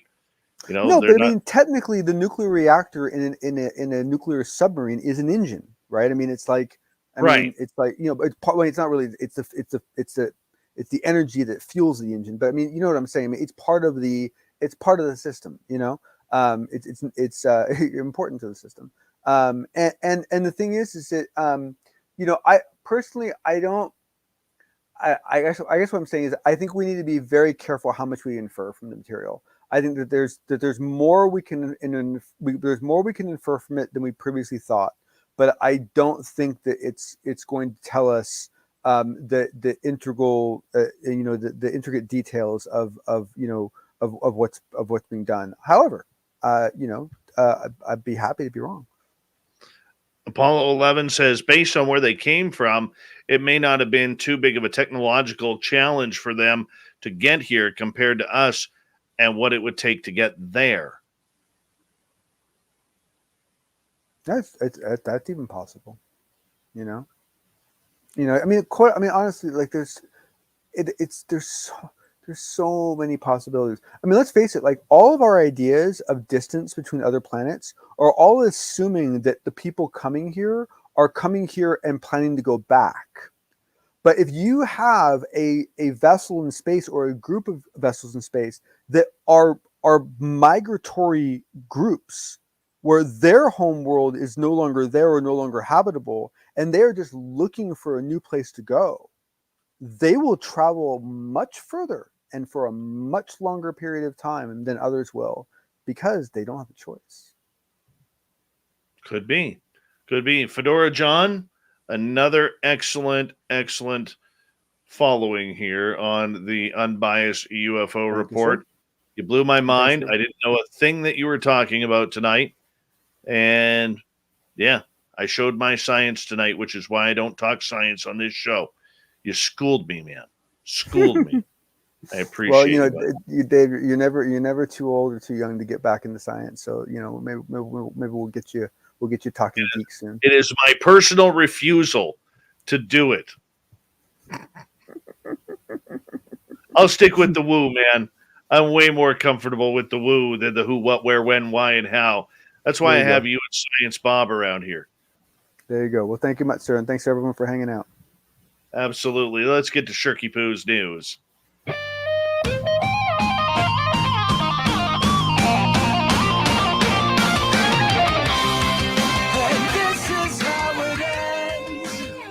Tough night for Old Davey in the science department there. Shirky Poo's got all the news set up for us here tonight. Yep. This is another reason not to head into the ocean, especially to go fishing around New Zealand. Why? Well, let me tell you. Family decides to go out fishing in New Zealand. They decide that this is going to be a good family day. Let's go out. Maybe we'll hook some mahi-mahi. Maybe we'll hook, a couple of salmon or whatever else is patrolling the area. A tuna would be nice. Oh, but no. No. They set the hook after the big bite was made. And what do they hook? Oh, about an 18-foot great white shark. How are you going to remove the hook off of this one? Jason Bragg, his partner, and his nephew Andre were out fishing on the Kaipara Harbor on Boxing Day, hoping to catch themselves some fish. Yeah. That's how it starts. But ended up hooking a lot more than they bargained for. Yes, they did. After looking at their fish finder, Bragg told his companions to get ready as he saw a large fish approaching. And thankfully, Bragg's GoPro caught it all. which he had only got the day before for Christmas. Yep, started rolling. And yeah, this is what they hooked. Big, great white. He goes, I looked over at my fish finder and said, get ready, guys, here it comes. Not knowing it was going to be a great white. Of course you didn't. The fish finder was unreal. It was like a sea of red. Then my missus looked at the fish finder and thought, whoa. So I got the GoPro, set it up, and suddenly this thing came out of the water. Andre managed to accidentally hook the great white. You don't accidentally hook it. You had bait on the end of your hook that it smelled and decided to say, hey, I'll take a piece of that. And boom, the fight was on. You got it. You know what I'm talking about, fishermen. Yep. And so this great white can literally see, it's about 3 meters long, so about 14, 15 feet. In the clip, you see the shark absolutely leap full body out of the water before slapping itself back in to get some air, because the shark's like, what the hell is this going on here? What's in my mouth? Why does this hurt? And Bragg's like, far out, man, as it just came on out. They could see the teeth and everything. It rolled over, came crashing down in the water. It was over in seconds, snapped the line, fish gone, and that is one pissed off great white shark there. So if you're over in New Zealand or Australia, stay out of the water. There is one angry great white now. How about the bravery of this 73-year-old grandmother? Only wants to be called Jean. Received a bizarre phone call from her grandson on Thursday as she knew she was being lied to. The man on the phone said he had been arrested for drunk driving and needed her help getting out. But you see, here's the thing. Jean doesn't have a grandson who drives. No. It was then that the former 911 dispatcher from Seaford, New York, realized the man was trying to scam her. I knew he was a real scammer. I just knew he wasn't going to scam me. Rather than hanging up on the caller, Jean decided to see if she could catch him in the act, keep him on the phone, and from potentially tricking other people. According to a statement from the Nassau County Police Department, Jean ended up speaking to a second man claiming to be her grandson's lawyer, said they needed $8,000 for bail, and a third man who claimed to be a bail bondsman nearby who could pick up the money. I told him I had the money in the house. Jean suggested that he come pick it up. I figured he's not going to fall for that. Well, he fell for it, hook, line, and sinker. By the time one of the alleged scammers arrived at her home to pick up the envelope, which she believed to be $8,000 worth of cash, the police were outside waiting for them, hidden right in front of Jean's front door. They nabbed the thief. She watched it all from her porch as the officers arrested the dude on the lawn. Joshua Estrella Gomez, 28 years old, was taken into custody and charged with attempted grand larceny. Police said in a statement he's scheduled to appear in court on February 3rd. No word if they got the other scammers as of yet. They're still on the lam. You know, we all know that Jeff Bezos has a horrible laugh, and he looks like Dr. Evil. I mean, let's just be honest. Well, he's got a new mission. You know, since he divorced his wife of like 30 years and he's got a trophy girlfriend now, well, he has just recruited Hal Barron from GlaxoSmithKline to help lead Altos Lab, the ambitious new anti-aging company with billions of investment. So basically what he wants to do, because he's like 55 years old, he wants to reverse age himself so that way he can live longer. Yes, that's all we need is more Dr. Evil in this world selling us products that we could, get anywhere, but we decide to shop online. Boy, did we ruin that for little stores. But either way, they're digging into the science about anti-aging. This is actually kind of cool because, let's face it, life's too short. And you need the money of Bezos in order to even try and tackle this subject. And you know what? Let's get to some thought of the day. I think that's good. Here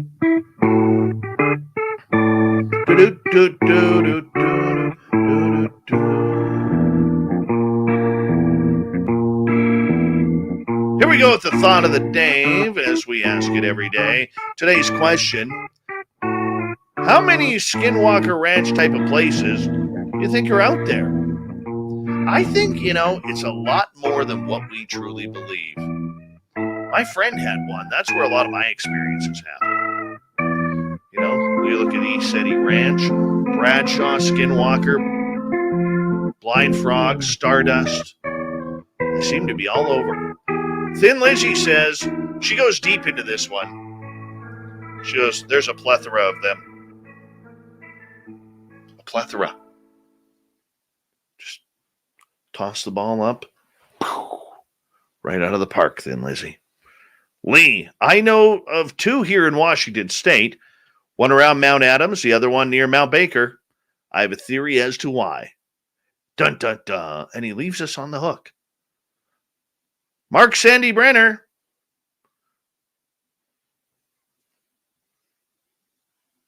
All over the place. There's Lake Lanier, right next to my house. Hauntings, UFOs, etc. I always wonder about these husband and wife tag team Facebook pages or profiles. I got an issue with them. Nothing against Mark and Sandy. I just have an issue with them.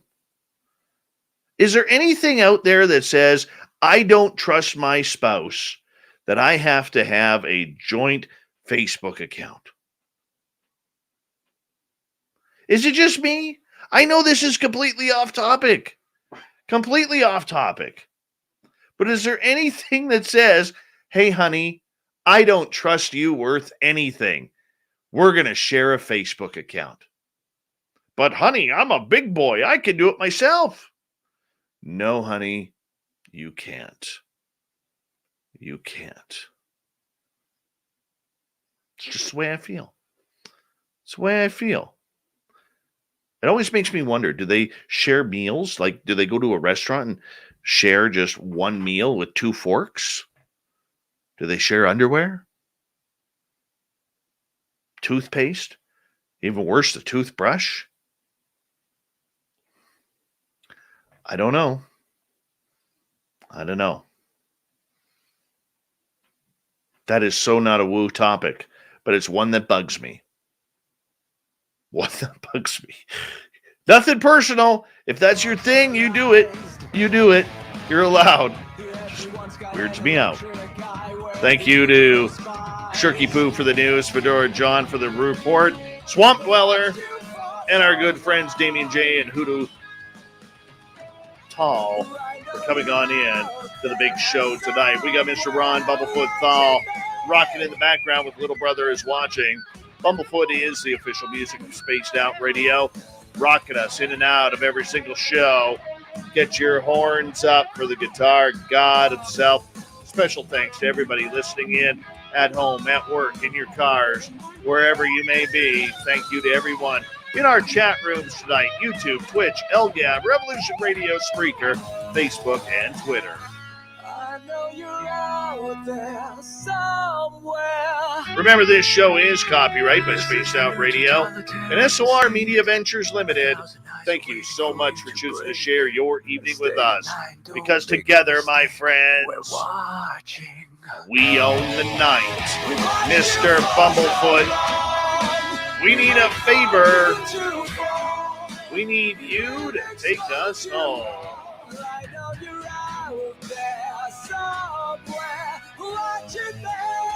Yes, the Woo train has docked for the night.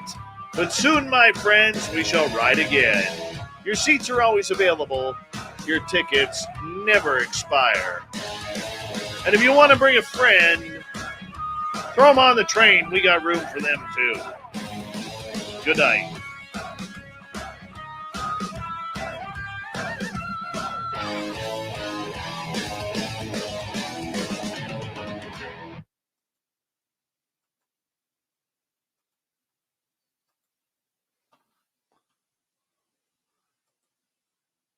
Super Quest is like, take us home, Captain. It's a Monday night going into Tuesday. Get us out of here, you dirty bastard. Goddamn prick. Exactly. I hear you, Quest. I'm trying, man. Hurry it up, Captain. God's sakes. Matlock's on. Hurry it up. Take us home.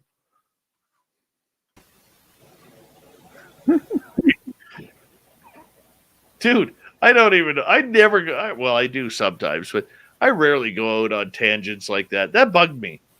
That's one thing that bugs me, man, is the husband and wife tandem Facebook page. I don't know why it irks me so bad. It pisses me off, to be blunt. Well, what's interesting, David, is that, like, I forget what it is, but the percentages of divorces that now involve Facebook logs is like, I mean, it's a disturbing number. It's like 60-70% or something like that. Like, Oh, I can totally see that. I'm not saying I can't see it, dude. Totally saying I can't see. I'm sorry. Turn on that Perry Mason. Show's over, mother. Yeah, sorry. Quest, he wanted Perry Mason, not Matlock. My fault.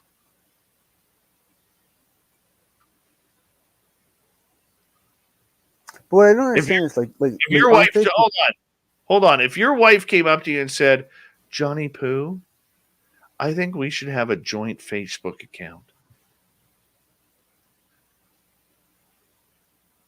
personally, I wouldn't care. I mean, Of course you would. No, I wouldn't, because the only thing I use Facebook for is essentially spaced out radio stuff and keeping in touch with relatives that I don't see. I could see you doing that. You know, I very rarely post anything. I knew you would answer that question that way. You know, but to me, like honestly, when you're on Facebook, you know, most people register as like husbands and wives of each other anyway. So I don't see why, like, I don't see what the single page. I don't know. To me, I think people are just being silly, but whatever makes people feel comfortable, you know. Or not trusting their spouse. Where's Cambion when you need him on this one? Cambion, you got an opinion on everything. Where are you? I need your opinion on this. Break the deadlock. Come on, Cambion. I know you're around here somewhere. Now, what you should enjoy about this, Dave, is that Facebook had to spend money to develop this feature, and they don't get to charge anymore for their product. So technically, this is just costing Facebook. Don't money. even start with me on that.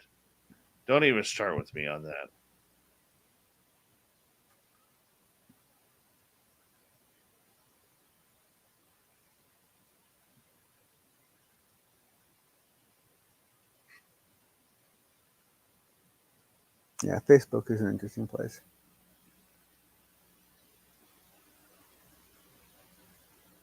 Mm-hmm. I actually interviewed there once. It was one of the worst interviews I've ever had.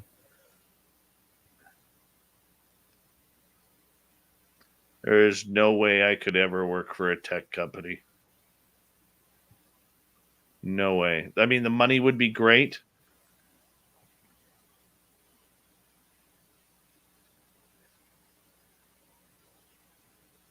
I just couldn't. I'd want to shake too many people. Honestly, I think everyone's making too much money to get that upset at each other. Oh, I hear you. Depending on where you are and what you're doing and all that jazz. I know where you're going with that. I know where you went with that. And trust me, like there are a lot of really grumpy people. I mean, like without a doubt.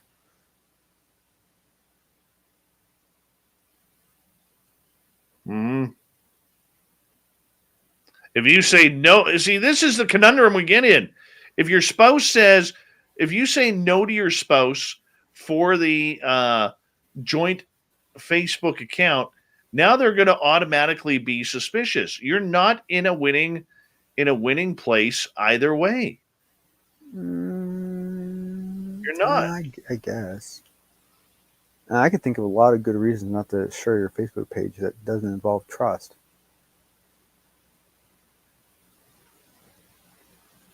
Like I know a lot of there's a lot of guys that you wouldn't want to share a Facebook page with. So what happens if, well, here's a good question from 416. This is for you. John, would you let your wife have her own Facebook account and share yours? Well, my wife has her own Facebook account.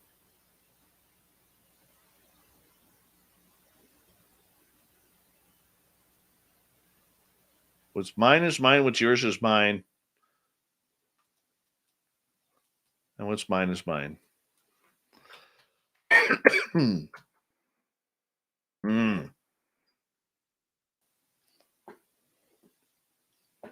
Fidgety Aura sounds like he has the joint account. For many couples, it isn't a trust thing. It's expedience and convenience. You can easily say yes to the joint and go make a secondary fake one. Oh, I see what you did there. You got sucked in, Fidgety, and you got like, I don't know, a fake name like, I don't know, Arthur McGraw or something like that. I see what you did there.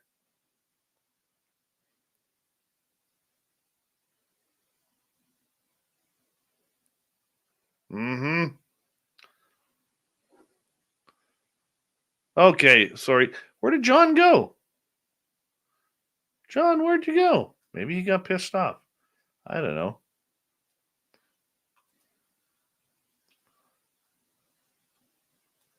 I'm going to hit him up here. Where'd he go?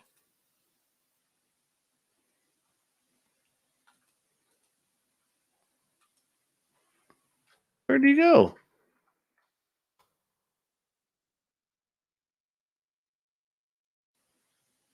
Oh, I didn't know you were a female, Fidgety Aura. I apologize.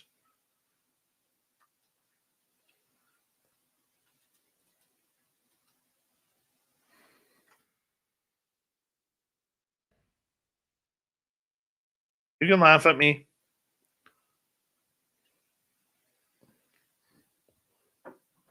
I think you're right, Sovereign. I think he had to rip one.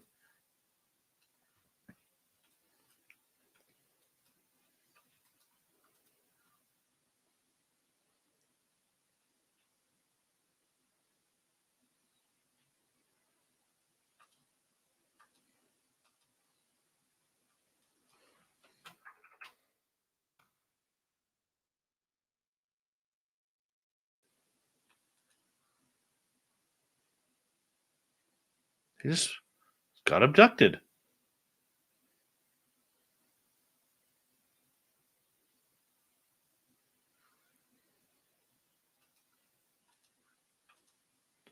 I don't know where he went.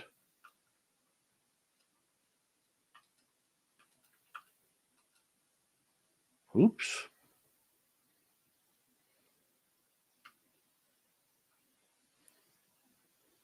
Maybe Data. Maybe. John's wife took him by the ear. Oh, that's funny. You get back here, Johnny. That Dave is being a bad influence on you. Now, set up our joint account.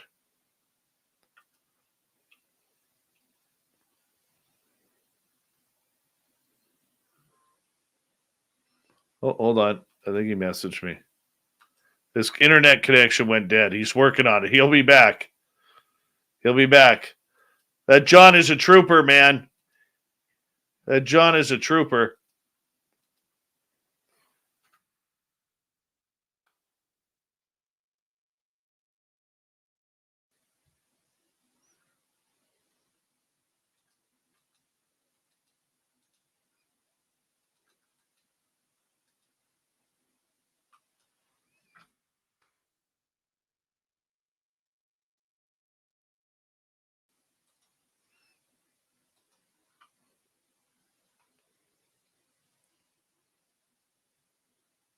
I can't see your pic. Hold on.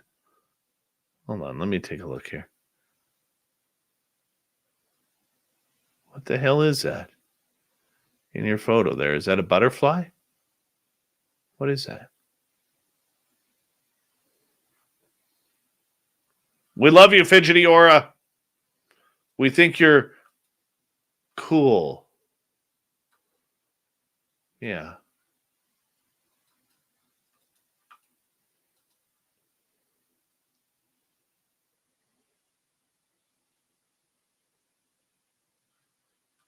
I think so. I think so.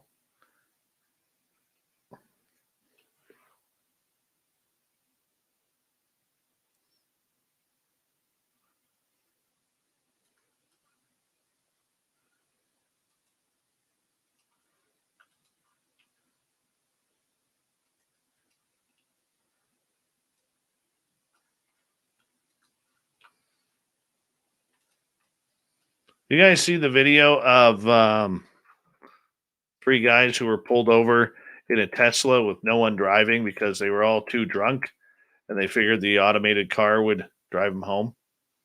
That was kind of funny.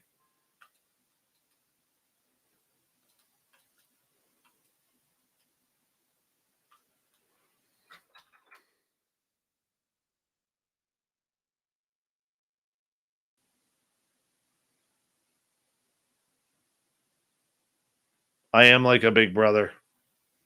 Lynn is right.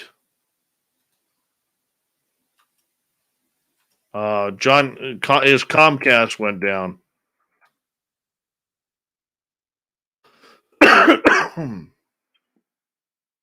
He's not going to be able to come back up. When that Comcast goes down, you just can't bring her back. You just can't. Sucks.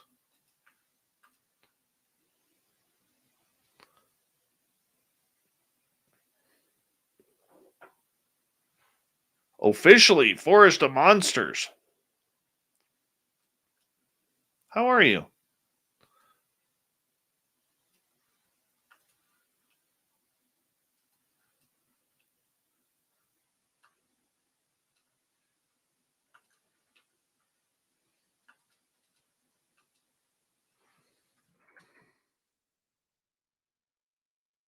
I can take these things off now. Oh.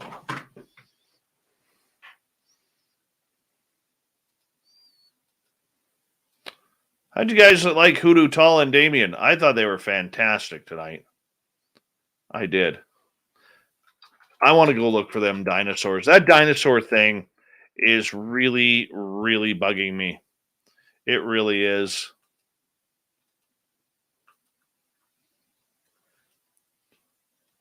Honestly, it is really bugging me.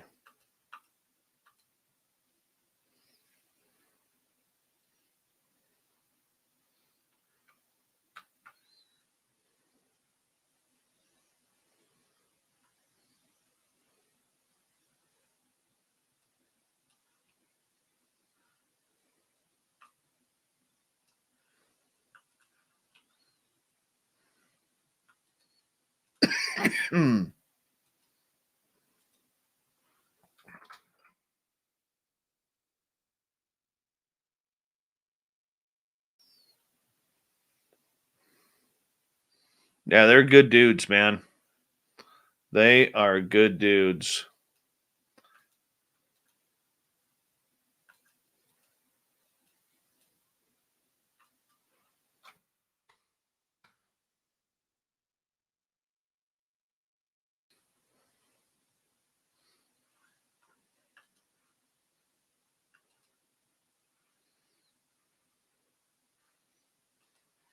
Give me 2 seconds here, guys.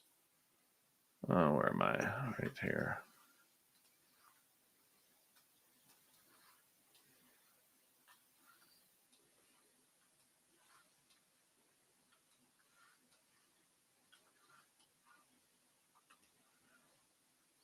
I had a little surprise for little Linny Wallington today.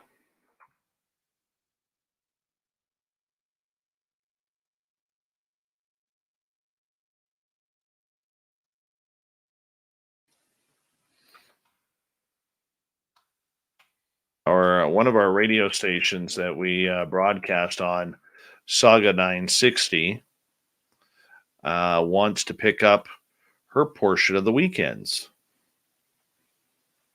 The interview portion of the weekend for her show. Excuse me, I was pretty happy about that. Lynn's worked hard. She's an amazing person. And She got confirmation today that she will be speaking in San Francisco with me at UFOCon 2022, which is awesome. So, no, John didn't get mad at all. It takes a lot more to get John mad about something. He is so zen and chi, man. I love the dude.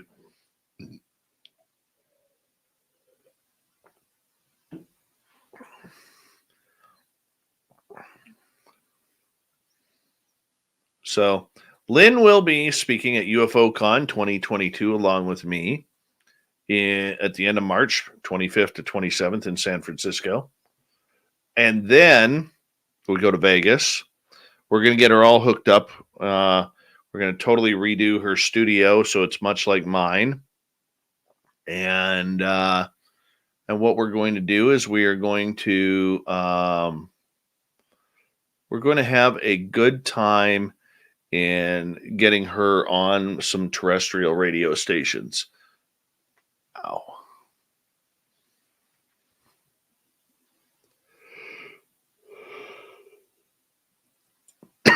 Excuse me. So I'm very much looking forward to it. I think she's going to be absolutely amazing.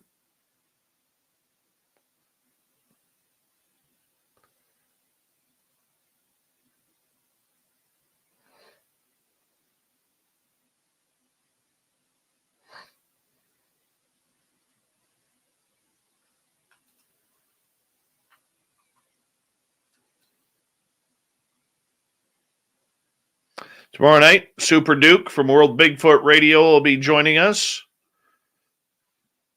That's in the third hour. In the second hour, we are going to be talking to Miss Ada. We had to have a guest change. Miss Ada will be joining us. Talking about all sorts of woo.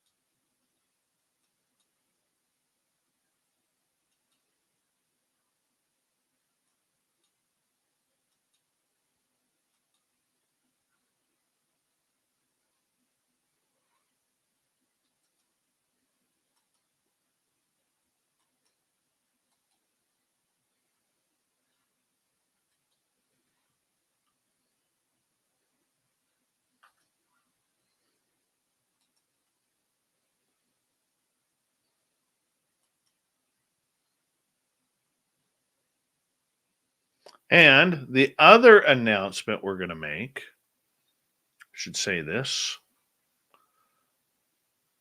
Our beautiful and talented Thin Lizzy Borden will be joining the After Hours show starting this weekend. Gemma Jade has taken the weekend off. She's had some personal family stuff that she needs to deal with this week. But Gemma will be back. Big Willie will be back.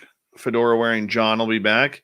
And Thin Lizzy Borden will be joining them as well. That is one smart lady, that Thin Lizzy Borden.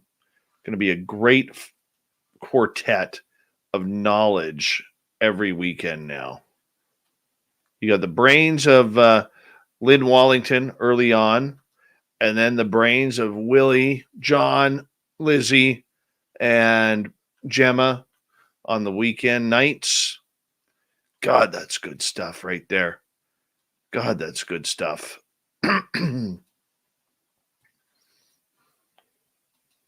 Very few do it better than what we're doing right now.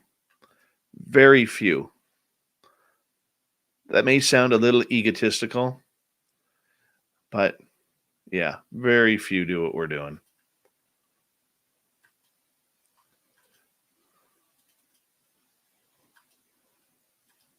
And that's the truth.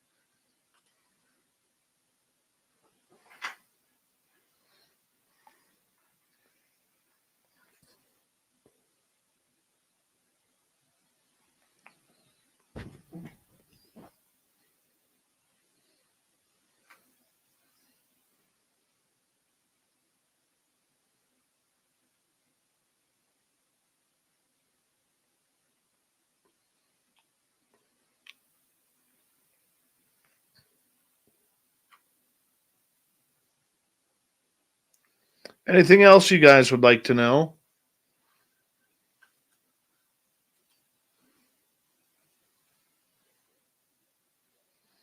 Dad is going to go create his husband wife or wife husband wife. Yeah, husband wife. Sorry, I sometimes can't see the pictures. Facebook page. How about I just say spousal Facebook page? Combined spousal. Apollo 11, no. Excuse me. The only ones that have agents are authors. It's usually their publicist or their publisher, where it's part of their deal to it's part of their deal to get interviews.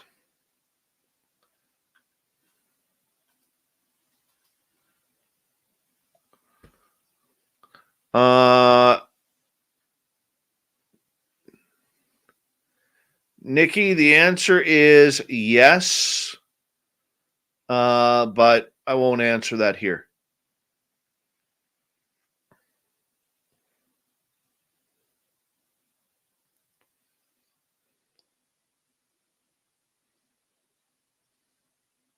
Merle finds his own guests. I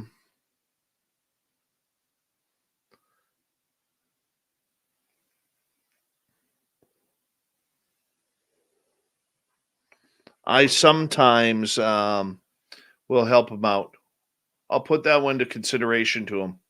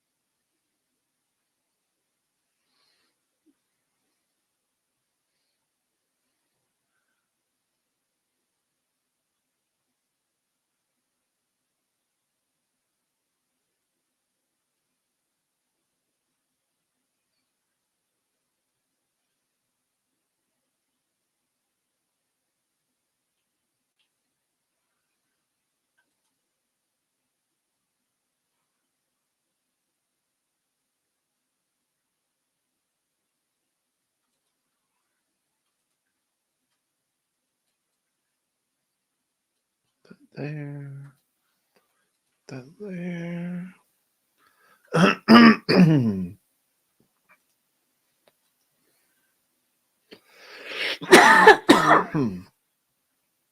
Now we'll load this up.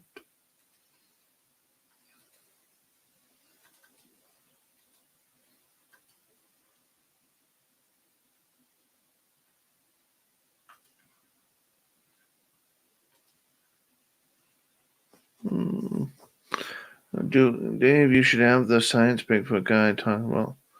I'll start with Bigfoot. Yeah, send all that stuff over to Bree. If you guys want any bookings, Bree is in the room. Send it to Bree at spacedoutradio.com. Any guest suggestions? You can do that.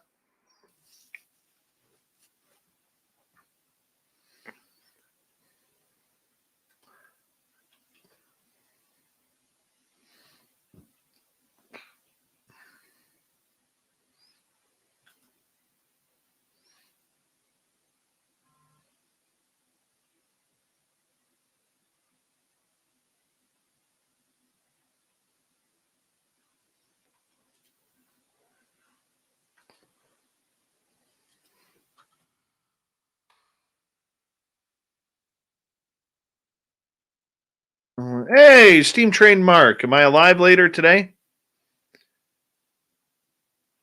Yeah, I can do that. When I speak at UFO Con, it's going to be one of the two. It's going to be either Why Now or How Experiencers Have Been Pushed to the Corner. One of the two. I haven't really decided yet on that or not. And then when I speak in Colorado, it will be about the role of the media when it comes to UFOs. Why has the mainstream media been so lax on this subject?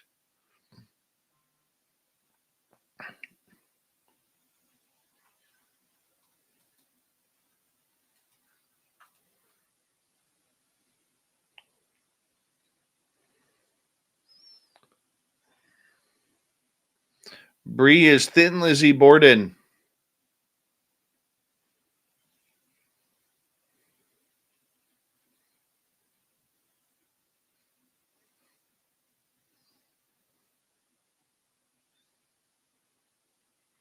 You know, I once had a listener actually leave our show and not listen to it again because she hated the fact that I was always playing with my hair and my beard. True story.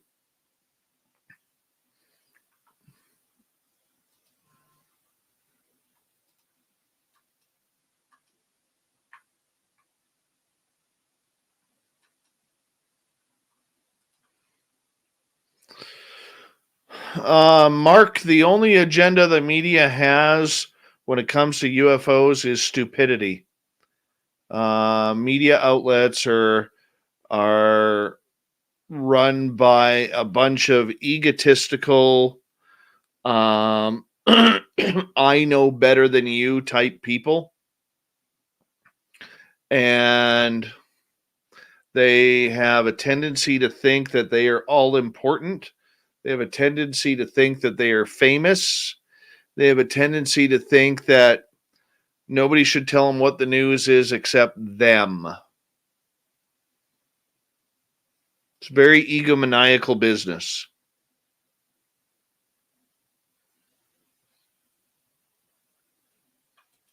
And they don't have time for those damn UFO people. They're just wasting time. That's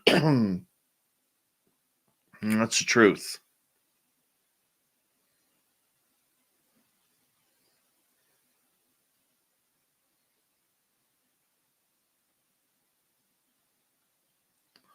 I wish it was a little bit more than that. It's always more fun to come up with all sorts of stories. that the media is controlled and this and that. But it's just the attitude of the people. That's what it is. It has nothing to do with anything else except the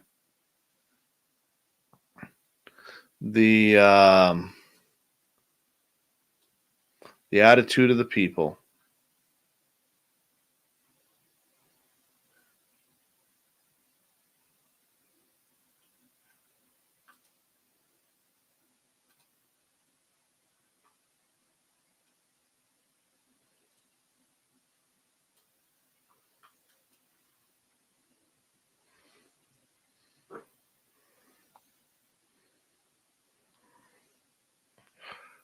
Well, the giant corporations do own it because they're making a killing off of it. And no matter what, people still need to get their news. Right?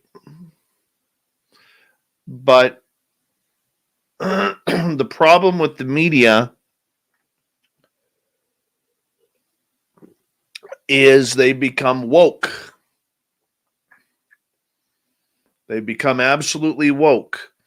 The actual job of a media person is to be the eyes and the ears of the public. It is not to have a slant on a story or only report one side of the story. Each story should have a point and a counterpoint. Too many times today we see the media giving one side of the ledger. I will give you an example here. Yesterday, there in Canada here, there is a large protest that is happening with Canadian truckers who are driving to Ottawa to protest the mandates. The media here did not lead with that story, even though everybody is talking about it. It's trending on Twitter. They didn't lead with it. Instead, they led with a minor league hockey player having an alleged racial incident on the ice, which it should not be tolerated at all. But that was the lead story instead of the protest.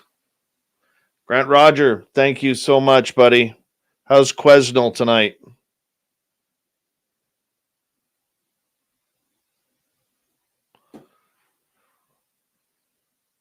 So basically, the media has chosen agendas not out of pressure from the government or funding or anything like that. See, it's different from the US to Canada. Because in the US, you have media outlets that have chosen political sides. So you have CNN that goes with the Democratic side or leans that way, and you have Fox News that leads with the Republican type side. And in my opinion, that should be illegal. You know, it's one thing if those sides want to have their own outlets, but if you were a national media conglomerate, you should be having to call the news down the middle. Because much like a judge in a courtroom, could you imagine if a judge pulled what the media does, which is formulating an opinion on a subject, but not having to stick with what the law states?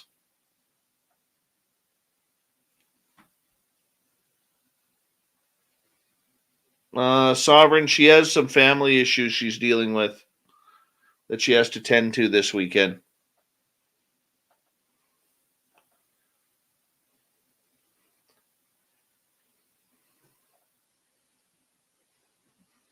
So the media up here outside of the Canadian Broadcasting Corporation, which is government funded, really needs to get back to stop trying to be woke. Right? The media needs to be a judge for the people again. And unfortunately, it's not going to be that way for a long, long time. And that's the sad part. Because journalism and media is a beautiful career.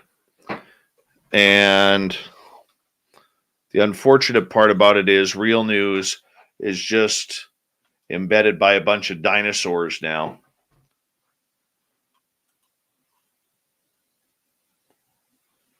I remember during the here's what I'm talking about. Here's a perfect example of what I'm talking about.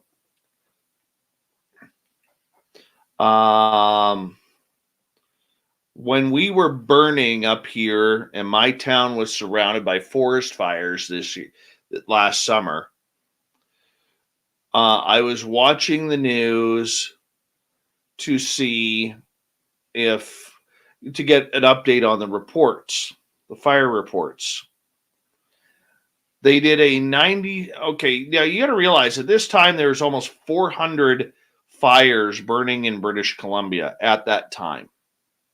I think it was like 380 or something like that. And they did a 90-second story on the forest fires. And then they did followed it up with a 4-minute story about an impromptu fashion show that shut down one of the streets in Vancouver, because they were having a fashion show. 4 minutes on a fashion show shutting down a street in Vancouver where they had a catwalk and everything, rather than 90 seconds of high quality news where people who are losing their homes, their livelihoods, and are scared are not getting reported on. That's what sucks. They've lost their focus. They've lost their understanding because the media is trying to be hip. It's trying to be woke. And they haven't figured out that that's not their jobs. And they haven't figured out that people are becoming less and less trustworthy of the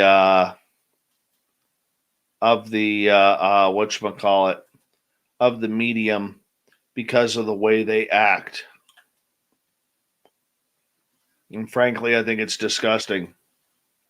I do. It's very disgusting. Okay, that was sent. Right?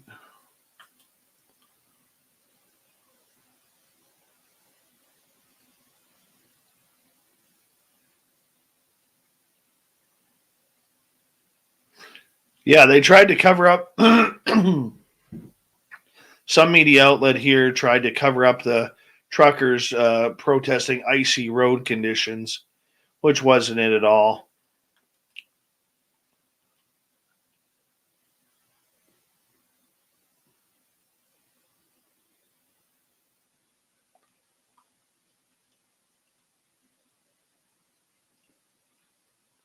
So, anyways, tomorrow night on the show, Miss Ada will join us. Super Duke from World Bigfoot Radio will join us. And we'll get into some high quality, healthy woo. And it'll be good tomorrow night. I want to say a big thank you to Rex, Tim, Apollo, Fapster, Mike, Sorcerer, Ed, Steve, and Grant for the amazing super chats. very much appreciate your time and your super chat donations. Thank you to all of our new subscribers who've hit subscribe recently. To all our regulars, you guys are amazing. And to all the veterans out there, remember, you always have a safe home here with us on Spaced Out Radio. I'm heading to bed. Good night, everyone.